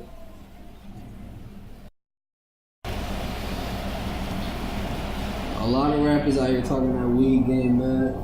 Yeah, got to. I really feel though it might sound stupid, man, but I feel like I can outsmoke Snoop for real. No, I can outsmoke a lot of people for real. You can't outsmoke. I outsmoke any Cleveland rapper. I guarantee you that. Double Bag Deb will outsmoke every fucking Cleveland rapper. So what is that? Is that like a challenge? We just keep smoking until one of us passes out? And if that's the way the challenge gotta go. Here's the other thing I feel. What is the official challenge? The basis off of? That's the challenge. I mean, the challenge the bass. I just feel like I can outsmoke somebody. You can only outsmoke somebody if you win at some kind of event. All right. If you gotta put rules to it, you want to put rules to it. There has to be a rule. A lot of people talk about rules and like, but I'm not gonna come up with the rules right now. I say you gotta smoke gram blunts, 1 gram blunts, back and forth, hit for hit for hit for hit. You pass out, I win. That's how that works. I would say that way. You go hit for hit, blunt after blunt after blunt until somebody passes out. I think that I'm good. I'll be honest with you. Like, I smoke like so much weed in the blood, bro. Like, I just get rid of so much of this shit, bro. Like, I just don't. I know. I don't see people out smoking me, man, on a personal level. And that's not to talk shit. I'm gladly open to a challenge. I'm more open to that than a rap beef. You want to settle your beef with me through a fucking... you want to shut me up as the world's most fucking weed-oriented rapper, then go ahead. But I don't think it's happening, man. I really feel like I can outsmoke a bunch of people. A lot, if not anybody. Oh, I hope they hear that. I hope everybody hears this. Like, what? I'm gonna shoot that nigga to the other. I'm talking a lot of shit. Who the fuck you think he is? Someone who smoke. How much it's just been on? It's just been on SoundCloud. I haven't put on anything else. Yo, I fuck with this shit though, man. Where you record at? Where do I record at? Well, my you music. Record yourself? Yeah. Oh, I can record myself. I mean, it depends on what song, you know. I have to fuck with different people. Yeah. And that's the other reason I record by myself, man. I do everything here because I used to record at different studios, Top of the World, Empire. Shout out Brian White. Shout out Top of the World. Like Lava Lounge. I only fucked with Brian White. Used to run Empire. I think it was Empire Recording, some shit like that. I recorded him a couple times. But the problem when you record everywhere else, you know, when you're recording different places, man, is that the masters are a little bit different. And I wanted consistency throughout my project. Yeah. And I wasn't looking to pay like $100, $200 a session. That's it right here. Okay. I wasn't looking to pay $100, $200 a session to like sit there and get my shit mixed to match this other shit. You know what I mean? Like, and that's the one thing that I know a lot of artists will fuck with is that like the shit is expensive, and that's why being an artist is hard, and that people don't give the credit it's very deserved to an artist is that if you want to be a producer, you'll get yourself some software, you'll make some beats, and then you'll start making some money. So your overall expense is pretty low. As an artist, everything you want to do costs money. You want to get a video made, you got to hit up someone that makes videos. That costs money. You want to get some beats, you got to hit up someone that makes beats. That costs money. You want to fucking get your song played on some blogs, you got to either hit up some blogs and hope they fuck with you or throw them some money and they'll fucking fuck with you. Like, that's how shit works. Like, so as an artist, everything you do costs money, and that's where you get the divide of artists and producers trying to be like producers going, y'all artists are cheap, y'all don't want to spend shit, and artists going like, who do you producers think you are? You ain't produced for nobody, like, and you want to be paid for your work. All that fucking whole shit comes down to like everybody broke out here and everybody trying to make money, but they're trying to make money on people who don't got no money. And that's the major issue. You know what I mean? Like, when you realize that nobody's got money, and the only way to actually make a considerable amount of money is to get your song noticed, to get your fucking product noticed, to get it in the hands of the masses. The masses. And that doesn't mean Cleveland. Don't get Cleveland to listen to your shit. Always be thinking bigger. Get everyone to listen to your shit. If it translates here, chances are it translates everywhere. Everybody's gonna listen to my shit but Cleveland, bro. That's how it works here. I mean, that's not true, though. Cleveland gives a shot to whoever they feel is real enough. Yeah, right. Cleveland definitely does have a vibe. Everyone feels that they gotta say that shit. No. It's okay, bro. Well, all right. Explain to me what your report is on that. On what? Why you think Cleveland is so spiteful in their taste, I would say. I mean, if you're saying it's not, then I don't understand that, you know. I wouldn't say that Cleveland is necessarily hateful. And here's the thing, and this is the reason I said earlier that Cleveland is no different than any other local scene. Every local scene is super critical of their artists because the local scene, in terms of the listeners, the listeners want to feel represented. That's what people have to realize, is that as an artist, it's not about you. It's not as superficial as to say you're a good artist and people love you. And that's what the end of the day is. That's not it. Yeah. It's to say that end of the day, it's nice. People like you because they feel like you represent our city or our genre, our genre or our area the best. Yeah. We feel like you represent us in a respectable, likable way to where people want to fuck with us as a people. And that's what ultimately gravitates people towards music. So when you're thinking about people are hateful and spiteful, I think that Cleveland fans, and this is why I don't move, is because Cleveland fans just want we've had such a bad rap for so long. We just want the best immediately to pull us out of and that's why LeBron James is such a big deal, is that he's the best. And he's the best immediately. And we have the recognition we feel like we deserve or like we've earned or whatever the fuck we feel like I don't know. Yeah. I don't know what we really feel like as a city, to be honest with you. But I know that Cleveland fans are super critical. It's Jocker City, dog. They're super critical. My friends all in Cleveland. I live here. I feel like Jocker City. Niggas in Cleveland are steal someone else's shit and just rock with it like it's theirs. And then be mad why it doesn't work out. Name some examples though. Like, what do you mean? No, I can't name no examples. Look, I mean, I know on a local level there's too many fucking artists to actually be naming people. But I'm just saying, in terms of like, I don't feel like because I spent some time in Virginia. I went to my grandma's house for about 3 months. What's up with white people in Virginia, man? My grandma's Puerto Rican, just to keep that clear. He's trying to tell everyone I'm white. I don't really give a shit. You're pretty white, bro.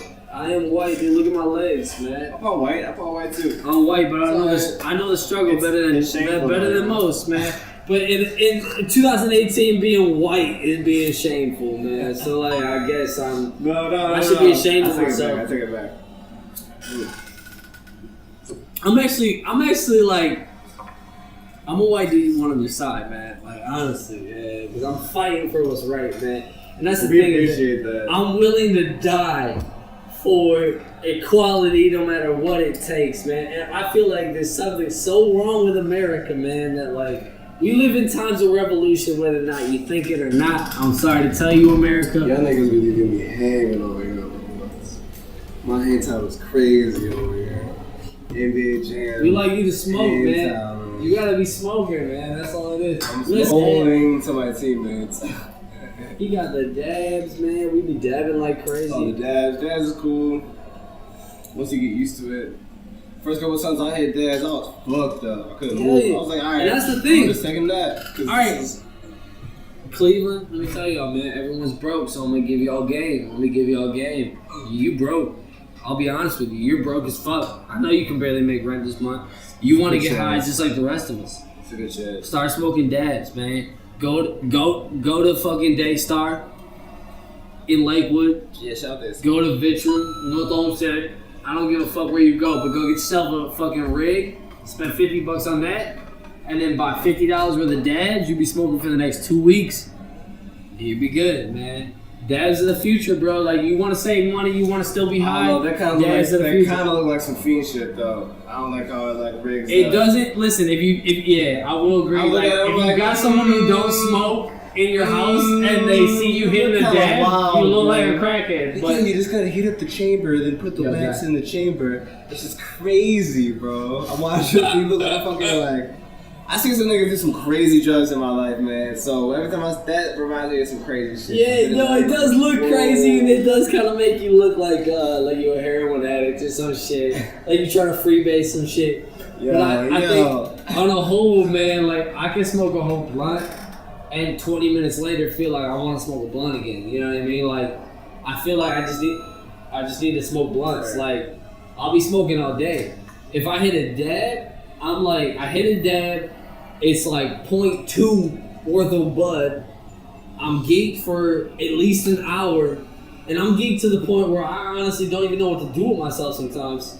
And then I'm fucking like, oh, maybe I hit another dab. And in those 2 dabs you hit, you spent maybe $10. And every blunt, if you're rolling gram blunts, you spend $20. You know what I mean? Like, it's not worth it. Like, dabs, if you want to save money and get geek, like, that's the way to go. For real, bro. Like, I'm all about smoking blunts every day because I smoke blunts because I love blunts. But I'm all about people saving money and staying high.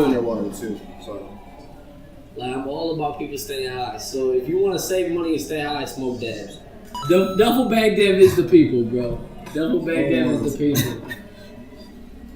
He'll give you answers. That's all I'm saying. But I fuck with you, man. I fuck with what you're doing, man. Like, another respect for people trying to be out here, like, really giving people. Here's the thing, like I said, when you hit me up to do an interview, I was hesitant. Yeah. Because a lot of interviewers are out here for entertainment. And if you're looking for entertainment, trying to clown you? Go watch a video, go watch a fucking cat video or a fucking fail video or yeah, niggas do think. Like, I'm trying to give y'all game, we're trying to give y'all information. Like, this motherfucker Pat is out here trying to give y'all real shit, man. He's giving y'all real game. He's giving y'all real shit that, like, motherfuckers need to know. So, I appreciate the platform. I appreciate you, like, actually doing what you're doing. Because not many motherfuckers out here actually doing this shit. Like, I don't know many, like, you're the first dude that's hit me up in a while, especially from the area that's wanting to do something, like, people don't want that responsibility of that hustle, man. I mean, like I said, it's that hustle, Because Cleveland niggas really do what they do, so it's kind of hard to get next to them, even if they are broke, they're still hustling, Everyone's hot, yeah. Everyone's out here grinding, and everyone feels like they out here grinding alone. Crazy. Which so they're good people, but hell yeah. Everyone just feels like they grinding alone. And what everyone's gotta realize is nobody grinding alone. Everyone's out here grinding together, man. We all trying to make our lives better. Y'all can help each other make our lives better. Just stop expecting money for every little step. That was my thing about the whole business on a whole. Like, if I could sum up the whole interview, I got producers out here trying to make money for every little song they drop, just to get some paper. I got artists expecting the song to be hot for everything they drop. We got engineers expecting to make more money than they're actually making. And what you have to all realize at the end of the day is it's a hustle, man. Just keep hustling. Nobody gets as rich overnight. Nobody makes $1 million overnight. You make $1 million by making 10,000 in a week and then making 10,000 next week. And you make 10,000 in a week by making 1,000 in a day, and you make 1,000 in a day by hustling your fucking ass off, motherfuckers. So hustle y'all ass off. That's all I gotta say. Duffel bag there, Patrick Northern, Thelowroad. There you go. We out. Oh.